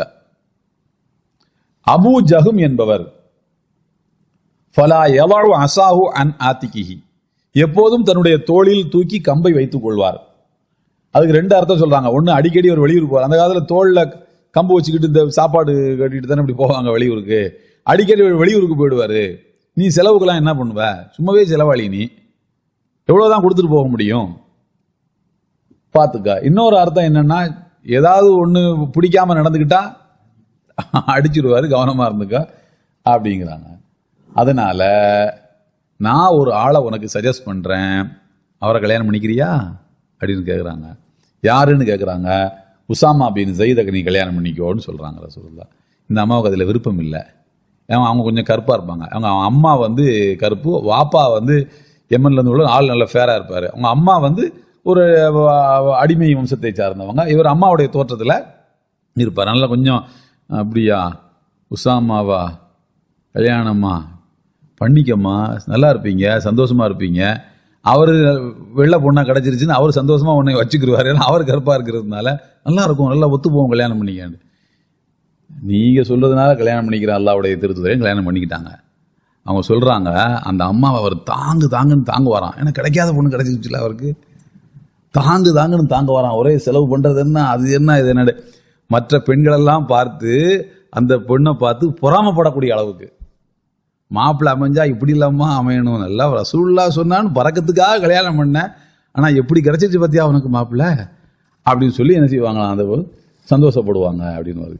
இந்த ஹதீஸை சொல்லிட்டு இமாம் நவவி ரஹ்மத்துல்லாஹி அவர்கள் சொல்கிறார்கள், இது புறம் பேசுறதுனுடைய வகையில வராது, இது உண்மையை எடுத்து சொல்வது. ஏன்னா அது வாழ்க்கை சம்பந்தப்பட்டது. புறம் பேசுறதுன்னா என்னன்னா, அவருடைய தரத்தை குறைக்கும் நோக்கம் இருக்கக்கூடாது. அவருடைய தரத்தை சமுதாயத்தில் குறைக்கிற நோக்கம், அவரை தெரியாத அவரை பத்தி. அப்படி 1940 செஞ்ச தப்ப 2027 வரைக்கும் சொல்லிக்கிட்டு இருப்பான். 1983 அவரு ஊர்ல, 87 இப்படியே வருஷ வாரியா கணக்கு சொல்லிட்டு இருப்பான். அவருடைய தரத்தை சமுதாயத்தில் இருந்து குறைப்பது நோக்கமாக இருக்கும் என்றால் அது அவருடைய இறைச்சியை தின்பதற்கு சமமானது. இது அல்லாஹ் இறைச்சியை திங்கிற உதாரணம், அல்லாஹ் சொல்ற உதாரணம். அப்படின்னா எவ்வளவு பயங்கரமான பாவம் அப்படின்னு. அல்லாஹ்வுக்கு நீங்கள் அஞ்சிக் கொள்ளுங்கள், இன்னல்லாஹ தவ்வாபுர் ரஹீம், அல்லாஹ் இரக்கம் உள்ளவன், கருணை, பாவங்களை மன்னிக்கக்கூடியவன். இந்த பாவத்தை நீங்க அல்லாஹ்விடத்துல மன்னிப்பு கேட்டால் அல்லாஹ் மன்னிப்பான். ஆனால் நீங்க என்ன செய்யணும், இந்த பாவத்திலிருந்து மீண்டும் செய்ய மாட்டேன் என்று அல்லாஹ்விடத்தில் உறுதி எடுத்துக் கொள்ள வேண்டும். இதுல ஒரு கேள்வி சொல்றோம், ஒரு சப்ஜெக்ட், ஒரு சந்தேகம் என்னவென்று சொன்னால், உங்களை பத்தி நான் புறம் பேசி, என்னை பத்தி நீங்க பேசிட்டேன்னு சொல்லக்கூடாதுல்ல, உங்களை பத்தி நான் பேசிட்டேன்னு வச்சுக்குவோம். உங்களை பத்தி நான் பேசிட்டேன். இப்ப அல்லாஹ்விடத்துல மட்டும் நான் மன்னிப்பு கேட்டா போதுமா, உங்கள்கிட்டையும் கேட்கணுமா? ஏன்னா இங்க அல்லாஹ் என்ன சொல்லியிருக்கிறான்னா, அல்லாஹ்வுக்கு அஞ்சிக் கொள்ளுங்கள், அல்லாஹ் பாவங்களை மன்னிப்பவன், இரக்கம் உள்ளவன் அப்படின்னு சொல்லியிருக்கான். இது இன்னொரு மனிதனுக்கு செய்யப்பட்ட துரோகம். இது நீங்க புறம் பேசுறதுனால யார்கிட்ட போய் சொல்லியிருக்கீங்களோ அவனுடைய உள்ளத்துல இருந்து இந்த மூமினுடைய தரத்தை நீங்க கீழே இறக்கிட்டீங்க.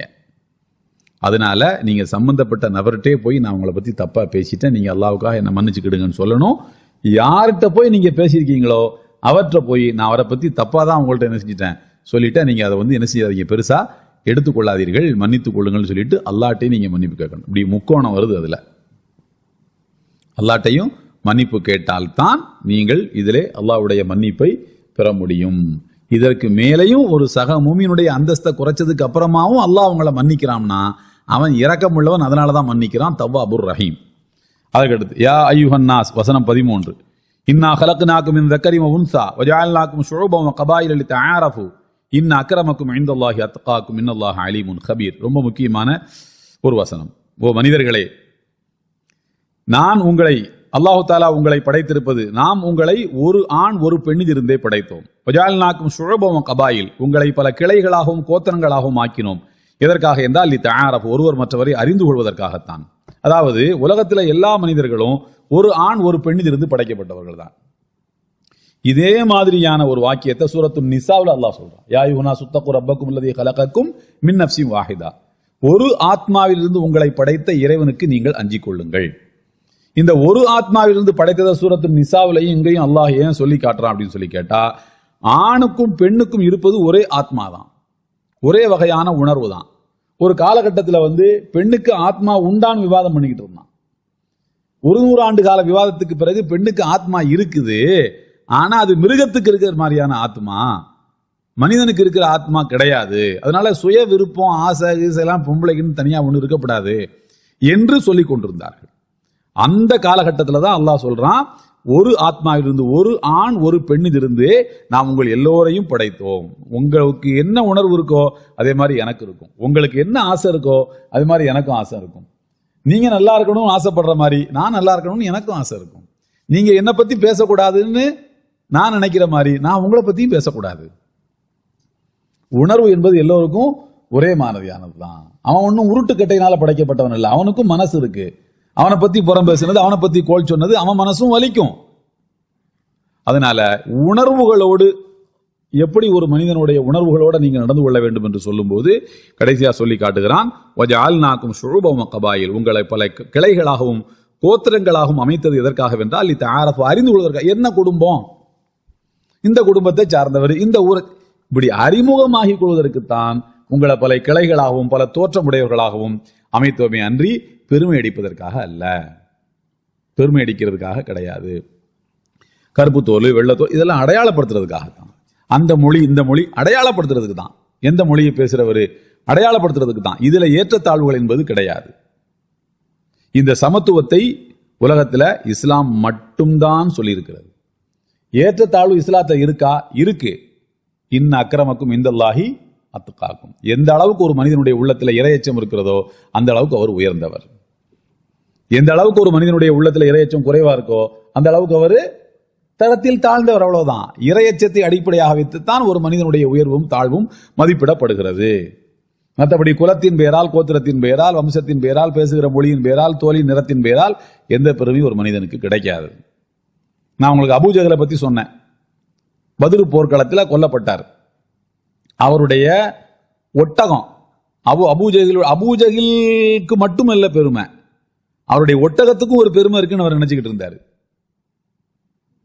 அவருடைய ஒட்டகத்தை பார்த்தாலே எல்லாருக்கும் தெரியணுமா இது அபூஜஹல் ஒட்டகம்னு.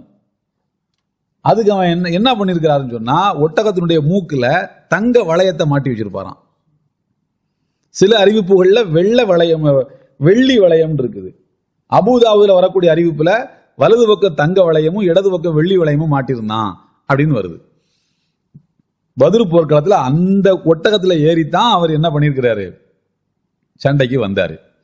அவரை முடிச்சுட்டாங்க கதையை. அவர் ஒட்டகத்தை கனிமத் பொருளாக எடுத்துக்கொண்டார்கள், முஸ்லிம்கள் எடுத்துக்கொண்டார்கள். பத்ரு போர் நடந்தது ஹிஜ்ரி 2வது வருஷம். 2 வருஷம் அந்த ஒட்டகம் யார்கிட்ட இருந்துச்சுன்னா ரசூலுல்லாஹி ஸல்லல்லாஹு அலைஹி வஸல்லம் தான் இருந்துச்சு. அந்த ஒட்டகத்தை ரசூலுல்லாஹ் என்ன பண்ணுனாங்க, அபூதாவுல வருது, ஹதீஸ்ல வருது. உதைபியா உடன்படிக்கையின் சமயத்தில் உம்ரா செய்யறதுக்காக போறாங்க. உம்ரா பண்ண முடியல. அவங்க தவாஃபோ சையோ பண்ண முடியல. 3 அமல் உம்ரால, தவாஃபு சை மொட்டை 2 செய்ய முடியல. 1 தான் செய்ய முடிஞ்சது, மொட்டை மட்டும் அடிச்சுட்டு வந்துட்டாங்க. தவாஃபும் சையும் நீயத்து வச்சு பண்ண முடியாம போனதுனால அதுக்கு என்ன பண்றாங்க, குர்பானி கொடுத்து அதை சரி பண்றாங்க. அடுத்த வருஷம் வர்றதாக ஒப்புதல் வைத்துவிட்டு அப்படி குர்பானி கொடுக்கும்போது ரசூலுல்லாஹி ஸல்லல்லாஹு அலைஹி வஸல்லம் அவர்கள் அபூஜஹலுடைய ஒட்டகம் இருக்குல்ல அதைத்தான் குர்பானி கொடுத்தாங்களாம். 2 வருஷம் வச்சிருந்து எதுக்கு அவங்க ஹுதைபியால வச்சு அதை கொடுத்தாங்க அப்படின்னு கேட்டா, மக்காவுல அபூஜஹல் கொல்லப்பட்ட நாளை போல அவனுடைய ஒட்டகம் அறுக்கப்பட்ட நாளும் பயங்கர துக்கமாக கடைபிடிக்கப்பட்டுச்சான். அபூஜஹல் ஒட்டகத்தை அறுத்துட்டாரு, அபூஜஹல் ஒட்டகத்தை அறுத்துட்டாரு. அவரே போயிட்டாரு, 2 வருஷம் ஆச்சு. வேணும்னு தான் ரசூலுல்லாஹ் அப்படி செய்யறாங்க. எதுக்கு? நீ எங்களை இன்டைரக்டா அடுத்த வருஷம் வா அப்படி வா இப்படி வான்னு சொல்லுவில்ல, இதுக்கு பாரு ஊமை குத்தா குத்துறதுன்னு சொல்லுவாங்கல்ல, அதுதான் ஊமை குத்தா குத்தி காயம் வராத அளவுக்கு அடிக்கிறது. ரசூலுல்லாஹி ஸல்லல்லாஹு அலைஹி வஸல்லம் அதுல எல்லாம் ரொம்ப பெரிய கெட்டிக்காரனா தான் இருந்திருக்காங்க. அல்ஹம்துலில்லாஹ். சரி, அப்போ இது எதற்காக அங்கே செய்யப்படுகிறதுன்னு சொன்ன அந்த ஆணவத்தை அறுக்கிறதுக்காக தான். நீ என்னையா தங்கத்தையும் வெள்ளியும் மாட்டி வச்சுட்டா நீ பெரிய மனுஷனா, அவன் ஒட்டகம் பெருச்சுனா நீ பெரிய இப்படித்தானே பெரிய மனுஷனுக்கு அடையாளங்களை உலகத்தில் வச்சுக்கிட்டு இருக்காங்க. உண்மையிலேயே ஒரு மனிதன் அல்லாஹ்விடத்தில் உயர்ந்தவனா எப்போது ஆகிறான்னு சொன்னா இதயத்தில் இருக்கக்கூடிய தக்வாவை அடிப்படையாக வைத்துத்தான் ஆகிறான். தோற்றத்தில் ஒரு மனிதன் என்னவாக இருந்தாலும் இன்னல்லாஹ் லா யன்துரு இலா சுவரிக்கும் வலா இலா அஜ்சாமிக்கும் வலாகின் யன்துரு இலா குலூபிக்கும் வ அமாலிக்கும். அல்லாஹ் உங்களுடைய உருவங்களை பார்ப்பதில்லை, உங்கள் உள்ளத்தில் ஓடுகின்ற எண்ணங்களைத்தான் பார்க்கின்றான். அதனால புகழ்மிக்க மனிதர்களை எல்லாம் நீங்கள் பாருங்கள், அவங்க தோற்றத்தில் பெரிய அழகாகலாம் ஒன்றும் இருந்திருக்க மாட்டாங்க. புகழ்மிக்க மனிதர்கள் எல்லாம் பார்த்தீங்கன்னா உமர் ரலியல்லாஹு தஆலா அன்ஹு அவ்வளவு கம்பீரமான ஒரு மனிதர். இமாம் தபரி ரஹ்மத்துல்லாஹி அவர்கள் சொல்கிறார்கள், அவங்க வீதியில நடந்து போய் கொண்டிருக்கும் போது முன்னால போயிட்டு இருக்காங்க, பின்னால ஒரு பெண்மணி நிறைமாத கர்ப்பிணியாக ஒரு பெண்மணி வருது. அவங்க யாரோ பின்னால வர்ற மாதிரி தெரியுத அப்படி டக்குன்னு திரும்பி பார்க்கறாங்க. உமர்னு அந்த அம்மா பார்த்த உடனே அதிர்ச்சி ஆயிடுச்சு. அதிர்ச்சியில குழந்தையே இதாயிடுச்சு, குழந்தை இறந்து போச்சு. உமர் ரலியல்லாஹு தஆலா அவனுக்கு அளவு கடந்த வருத்தம், என்னடா இது இப்படி ஆகிப்போச்சுன்னு சஹாபாக்கள் எல்லாம் கூப்பிட்டு, இதுக்கு நான் ஏதாவது பரிகாரம் செய்யணுமா, நான் செய்யணும்ல, ஒரு கிட்டத்தட்ட அது ஒரு கொலை மாதிரி தானே நான் நினைக்கிறேன், அதை பரிகாரம் செய்யணுமான்னு கேட்கும்போது, இது உங்களுடைய தவறல்ல, அந்த அம்மாவுடைய மனதில் இருக்கக்கூடிய ஒரு பலகீனம், நீங்க அதுக்கு பரிகாரம் செய்வது கட்டாயம் இல்லைன்னு சொன்னதாக இமாம் தபரி ரஹ்மத்துல்லாஹி அவர்கள் தன்னுடைய நூலில் பதிவு செய்கிறாங்க. அவ்வளோ பெரிய கம்பீரமான தோற்றம். ஆனால் அவங்க ஹஜ்ஜில் ஹஜருல் அஸ்வதை முத்தமிடும்போது ஒரு சஹாபி பார்க்குறாரு. அவங்க தலை வழுக்க தலையா இருக்கும். முத்தமிடும் போது யாரோ ஒரு வழக்க தலைக்காரர் முத்தமிட்டு இருக்கிறாரு அப்படின்னு சொல்லி திரும்பி பார்த்தா உமர் எல்லாம் ஐயோண்டு இவர் பார்த்துட்டு ஓடினாராம். அப்ப அவ்வளவு பெரிய ஒரு மனிதர், அது ஒரு தோற்றம் அப்படித்தான் அது. அப்போ மிகப்பெரிய மாமனிதர்களிடத்துல கூட தோற்றத்தில் ஏதாவது ஒன்று இருக்கும். தோற்றம் என்பது அல்லாஹ்வை பொறுத்த வரைக்கும் அது ஒண்ணுமே கிடையாது. அல்லாஹ் எதைத்தான் பார்க்கிறான், இறையச்சத்தை தான் பார்க்கத்தான். நான் சொன்னேன், அப்துல்லா இப்னு மஸ்ஊத் ரலியல்லாஹு தஆலா அவருடைய கால்கள் எப்படி இருக்கும், பலவீனமா இருக்கும், தோற்றத்தில் பலவீனமா தான் இருப்பாங்க. அப்போ அல்லாஹு தஆலா இந்த ஷுஅபு கபாயில் பிரிவுகள் கிளைகள், அந்த குடும்பம் இதெல்லாம் மனிதர்கள் வைத்துக் கொள்வதற்கு அல்லாஹ் அனுமதித்தது எதற்காக என்றால் அறிமுகப்படுத்திக் கொள்வதற்காகத்தான். நான் அதை அல்லாஹ் என்ன சொல்றான்னா, அல்லாஹ் இந்த குடும்பம் அந்த குடும்பம் அல்லாஹ் பேர் வைக்கல, மனுஷன் தான் வச்சுக்கிட்டான். ஆனாலும் அல்லாஹ் என்ன சொல்றான், நாம வச்சோம்னு சொல்றான். நாம வைத்தோம் என்று சொல்வதற்கு என்ன அர்த்தம், அதை நான் ஒத்துக்கிட்டேன், அதை நான் ஏத்துக்கிட்டேன்னு அர்த்தம். நீங்க இந்த மாதிரி பேர்களை வைக்கலாம், அந்த குடும்பம் இந்த குடும்பம் எல்லாம் பேர் வைக்கலாம், நான் வைக்கல, நீங்க தான் வச்சுக்கிட்டீங்க. குறைஷின்னு அல்லாஹ் தேனை தொட்டு பேரை வச்சான் இல்ல, பேர் வைக்கல. ஊர்கள்லாம் ஆனங்காட்சி குடும்பம்னு ஒரு இது இருக்கு. எங்க ஒரு ஊர்ல ஆனங்காட்சி குடும்பம்னு வருது. அந்த பேர் அவருக்கு பிடிக்கல. அந்த குடும்பத்தில் உள்ள ஒரு பெரிய செல்வந்தர் அவருக்கு ஆனங்காட்சி என்னையா அது ஆனங்காட்சி குடும்பம், இன்னையிலிருந்து என் குடும்பத்துக்கு ஹாஜியார் குடும்பம்னு பேருன்னு இவரா ஒரு பேரை வச்சுக்கிட்டு ஊர் மக்களுக்கு எல்லாம் சாப்பாடு போட்டாராம். சாப்பாடு போட்டு எல்லாருக்கும் இலையும் இந்த மாதிரி, இனிமேல் என்னுடைய குடும்பம் ஆனங்காட்சி குடும்பம் கிடையாது, இன்று முதல் இது ஹாஜியார் குடும்பம் அப்படின்னு நான் உங்களுக்கு அறிவிக்கின்றேன், எல்லாரும் முகப்பத்தா சாப்பிட்டுட்டு போங்கன்ட்டு. சாப்பிட்டுட்டு போயிட்டு இருக்காங்க. ஒருத்தன் கேட்டாரா, எங்கப்பா சாப்பிட்டு வர்றீங்க, பிரமாதமான சபை, யார் வீட்டில், ஆனங்காட்சி குடும்பத்தில் அப்படின்னு. இவன் நினைச்சாலும் பேர் என்ன செய்யாது, அது மாறாது.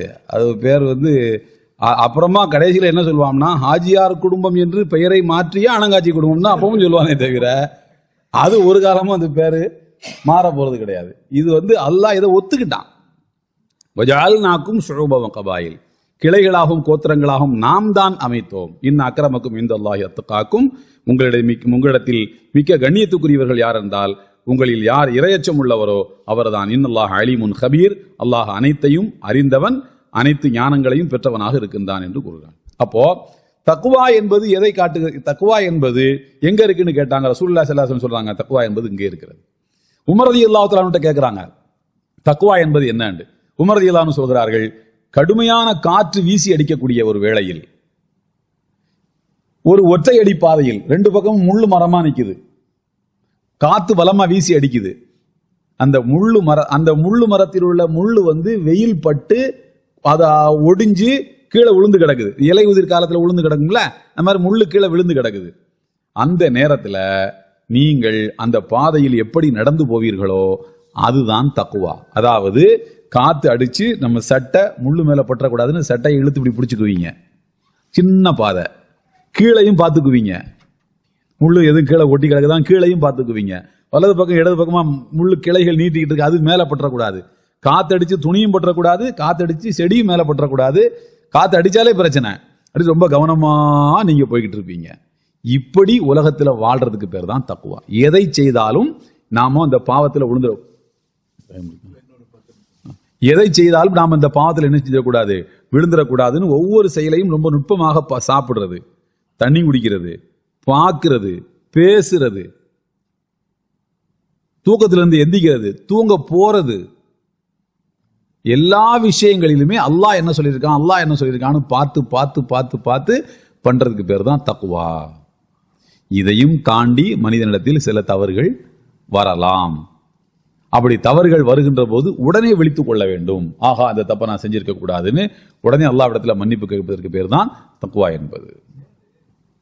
அப்போ நபிகள் நாயகம் ஸல்லல்லாஹு அலைஹி வஸல்லம் சொன்னாங்க, இத்தகில்லாஹ ஹைசுமா குன்த, எங்கே இருந்தாலும் நீ அல்லாஹ்வுக்கு அஞ்சிக்கொள். எங்கே இருந்தாலும் என்ன அர்த்தம்? தனியா வீட்டில் இருந்தாலும் சரி.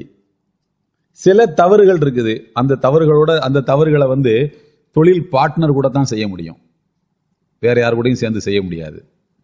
தொழில் பார்ட்னர்கிட்ட இந்த எக்ஸ்பிரி டேட்டை கிழிச்சு வேற இதை ஒட்டிடலாமா? அது தொழில் பார்ட்னர் தான் செய்ய முடியும், மனைவிக்கு அதுக்கு சம்பந்தம் இல்லை.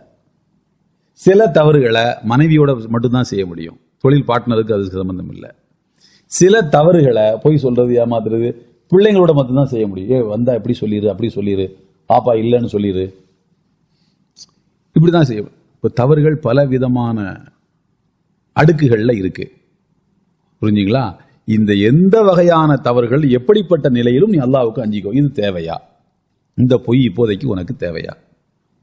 ரசூலுல்லாஹி ஸல்லல்லாஹு அலைஹி வஸல்லம் இப்போ பாருங்க, அன்னை ஆயிஷா ரலியல்லாஹு தஆலா அன்ஹா அவர்கள் சின்ன வயசுல கல்யாணம் பண்ணாங்க, அப்படித்தானே? அவங்களுக்கு தன்னுடைய தலையை தானே சீவி பூவெல்லாம் வச்சுக்க அவங்களுக்கு தெரியாது. பூ இல்லை, உதாரணத்துக்கு சொல்றேன், என்ன அவங்களுக்கு தன்னை தானே அலங்காரம் பண்ணிக்க தெரியாது. அவங்கள ரசூலுல்லாஹ் ஆயிஷா நாயிகிட்ட தங்கக்கூடிய அந்த மாலை நேரத்துல ஆயிஷா நாயகி அலங்காரம் பண்றதுக்குன்னே சில நபி தோழர்கள் பெண்கள் வருவாங்க.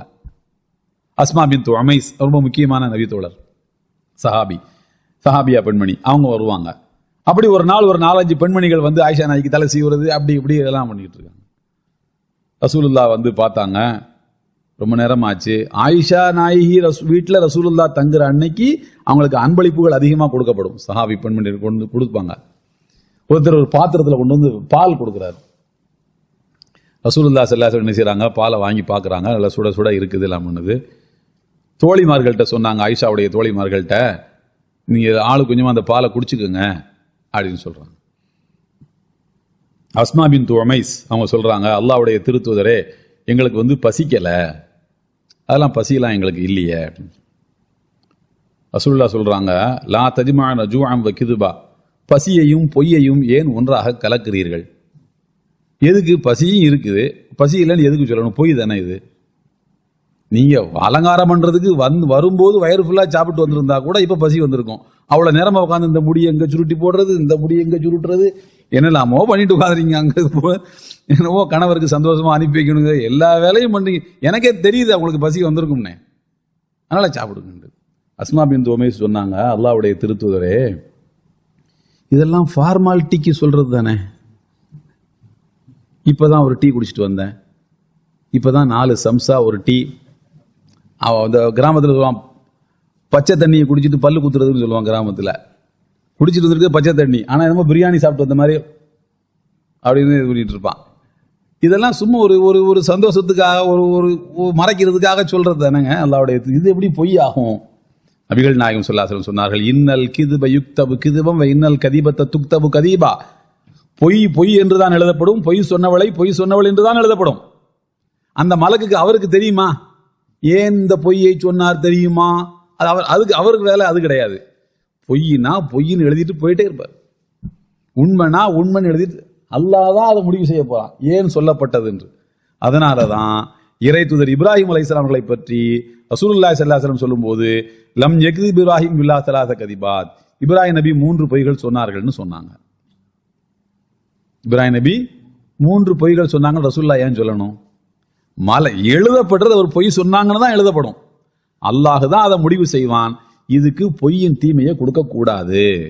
ஏனென்றால் இதுக்கு பின்னால ஒரு காரணம் இருக்கு, ஒரு நியாயமான காரணம் இருக்கு. எப்படிலாம் நம்ம நான் நோயாளி அப்படின்னு இப்ராஹிம் நபி சொல்லிட்டு தங்கி இருந்தாங்கல்ல அந்த இதுகளை உடைக்கிறதுக்காக, அது அந்த நோக்கத்தில் சொல்லப்பட்டது. அதனால இதை பொய்யா எழுதக்கூடாது, பொய்யாக அதை கருதக்கூடாதுன்னு அல்லாஹ் தான் முடிவெடுப்பான். எழுதக்கூடியவர் என்ன செய்வாரு? அதை பொய்யின் தான் எழுதுவார், அவருக்கு அது தெரியாது. அப்போ பொய் தான், அதை சொல்றதுக்கு முன்னால யோசித்துக் கொள்ள வேண்டும். அதை மலக்கு அப்படித்தான் எழுதுவாரு. அதனால ஒவ்வொரு வார்த்தையின் போதும் இறையச்சத்தோடு நடந்து கொள்ள வேண்டும். ஒவ்வொரு வார்த்தையை பேசுறதுக்கு முன்னாடியும் தக்வா நமக்கு முன்னால நிக்கணும். ஒரு பார்வை பார்க்கறோம், தக்வா நமக்கு முன்னால நிக்கணும். ஃபதுல் இப்னு அப்பாஸ் ரலியல்லாஹு தஆலா அன்ஹு, அப்துல்லா அப்பாஸ் ரலியல்லாஹு அன்ஹுடைய சகோதரர், ஹஜ்ஜுக்கு வந்திருக்கிறாங்க. ரசூலுல்லாஹி ஸல்லல்லாஹு அலைஹி வஸல்லம் அவர்கள் ஹஜ்ஜுக்கு வந்திருந்த போது ஃபதுல் இப்னு அப்பாஸ் ஒரே வாகனத்துல முன்னால உட்கார வச்சுக்கிட்டு வர்றாங்க. இவங்க ரசூலுல்லாஹ் பின்னால உட்கார்ந்திருக்காங்க, அவங்க முன்னால உட்கார்ந்திருக்காங்க. அங்க ஒரு பெண்ணு போகுது. ஃபதுல் இப்னு அப்பாஸ் இப்படி பாக்குறாரு. ரசூலுல்லாஹ் உடனே இப்படி பிடிச்சி திருப்பி விட்டாங்க. இல்ல, ஒரு பார்வை தான் அனுமதி, ஒரு பார்வை தான் காரணம் இருக்குன்னு அர்த்தம். மேற்கொண்டு பார்க்கறதுக்கு காரணம் இல்லை. அது ஃபதுல் இப்னு அப்பாஸ் யாரு? ரசூலுல்லாஹ்வுக்கு ஒண்ணு விட்ட தம்பி. அது உறவுக்கார புள்ள இல்ல உனக்கு. எனக்கு தெரியும், உனக்கு சொந்தம்னா எனக்கும் சொந்தமா தானே இருக்கணும். எனக்கு சொந்தம் இல்லை, ஸோ உனக்கும் அது சொந்தம் இல்லை, சொந்தக்கார பிள்ளை எல்லாம் கிடையாது.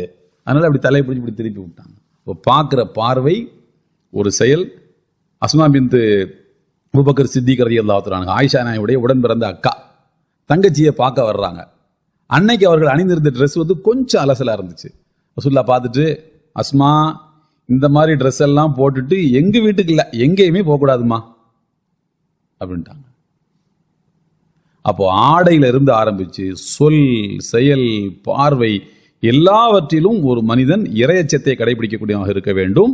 அதைத்தான் அல்லாஹ் சொல்றான், இறை அச்சம்தான் ஒரு மனிதனுக்கு அல்லாஹ்விடத்தில் உயர்வை தரும். நீ அந்த குலத்தை சார்ந்தவன். ஃபாத்திமா கிட்ட சொன்னாங்கல்ல, நீ ஒரு நபியினுடைய மகள் என்பதற்காக வேண்டி அல்லாஹ் உனக்கு என்ன செஞ்சிட மாட்டான், தூக்கி கொண்டு போய் உன்னை முதல்ல சொர்க்கத்தில் கொண்டு போய் விட்டுருவோம் அப்படிலாம் கிடையாது. உன்னுடைய தக்வா என்பது முதலாவது, நபியின் மகள் என்பது ஒரு காரணமாக இருக்கும், 2வது 3வது காரணமாக இருக்கும். அது காரணமே இல்லைன்னுலாம் சொல்ல முடியாது. நபியினுடைய குடும்பத்தில் பிள்ளையா பிறந்து சிரமப்பட்டு வாழ்ந்து அந்த சிரமங்களை தாங்கிக்கிட்டு வாழ்றதுக்கு ஒரு நன்மை இருக்கத்தானே செய்யுது. ஆனா தக்வா என்பதுதான் முதன்மையானது. அப்போ வாழ்வினுடைய எல்லா நிலைகளிலும் தக்வாவை கடைபிடிக்க வேண்டும். நீங்க எல்லாம் ஒரு ஆண் ஒரு பெண்ணிலிருந்து படைக்கப்பட்டவர்கள் தான். தக்வாவை கொண்டுதான் நீங்க மேல போறீங்க. நிறம் அது இது ஊரு, நான் அந்த ஊரு எங்க ஊருக்கு இஸ்லாம் கிமு இதிலே வந்துருச்சு. எந்த ஊரு, நாங்க எப்படிப்பட்ட வலிமார்களுடைய வாரிசுகள் தெரியுமா? ஒரு ஊருக்கு போயிருக்கும் போது சிராஜ் அப்துல் ஹைன்னு ஒரு மிகச்சிறந்த ஒரு நல்ல கவிஞர் உண்டு. அவர் ஒரு ஊருக்கு, அந்த ஊர் பேரை நான் சொல்ல விரும்பல, ஊருக்கு போயிருக்கிறாரு. போகும்போது ஒருத்தர் அஸ்ஸலாமு அலைக்கும். வலைக்கும் சலாம். நான் யார் தெரியுமா? தெரியாது பாபா, சொல்லுங்க. நான் முஹீதீன் அப்துல் கார் ஜீலானி அவருடைய 30வது வாரிசு. இன்னொருத்தர் அங்கேருந்து வந்தாராம், நான் ஷாலுமீது பாஷா நாயகத்தினுடைய 20வது வாரிசு. கேட்டு இவருக்கு டென்ஷன் ஆகி போச்சு. என்னடா வர்றவங்க, நான் யார் தெரியுமா? நான் ஒரு நபியுடைய வாரிசு. நபி வாரிசா? ஆத நபியுடைய வாரிசு. நான் ஆத, நீங்களாம் வலிமாறு, நான் நபியுடைய வாரிசு, ஆத நபி வாரிசு தெரியும்ல அப்படின்னு. அது மாதிரி எல்லாருமே ஆத நபியுடைய வாரிசுகள் தான். நீ நானும் ஒண்ணு, எல்லாம் களி மண்ணு, அவ்வளவுதான். எல்லாரும் களி மண்ணு தான். அப்போ இறையச்சத்தை கொண்டுதான் மனிதன் அல்லாஹ்விடத்தில் மேன்மைப்பட்டவனாக ஆக முடியும் என்பது இதுல 13வது வசனத்துல எல்லாம் வல்ல அல்லாஹு தஆலா சொல்லி காட்டுகிறான். எனவே அந்த இறைச்சத்தை நம்முடைய வாழ்வில் கடைபிடிக்க வேண்டும். இந்த சூராவினுடைய மிக முக்கியமான பேசு பொருளாக கருத்து பொருளாக இருப்பது என்னவென்று சொன்னால், யாரும் யாரை விட மேம்பட்டவன் அல்ல.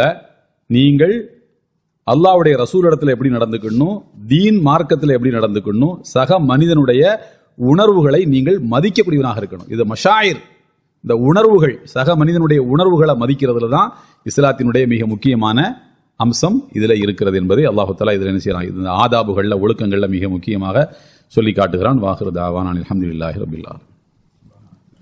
சுப்ஹானல்லாஹி வபிஹம்திஹி சுப்ஹானக்கல்லாஹும்ம வபிஹம்திக அஷ்ஹது அல்லா இலாஹா இல்லா அன்த அஸ்தக்ஃபிருக வ அத்தூபு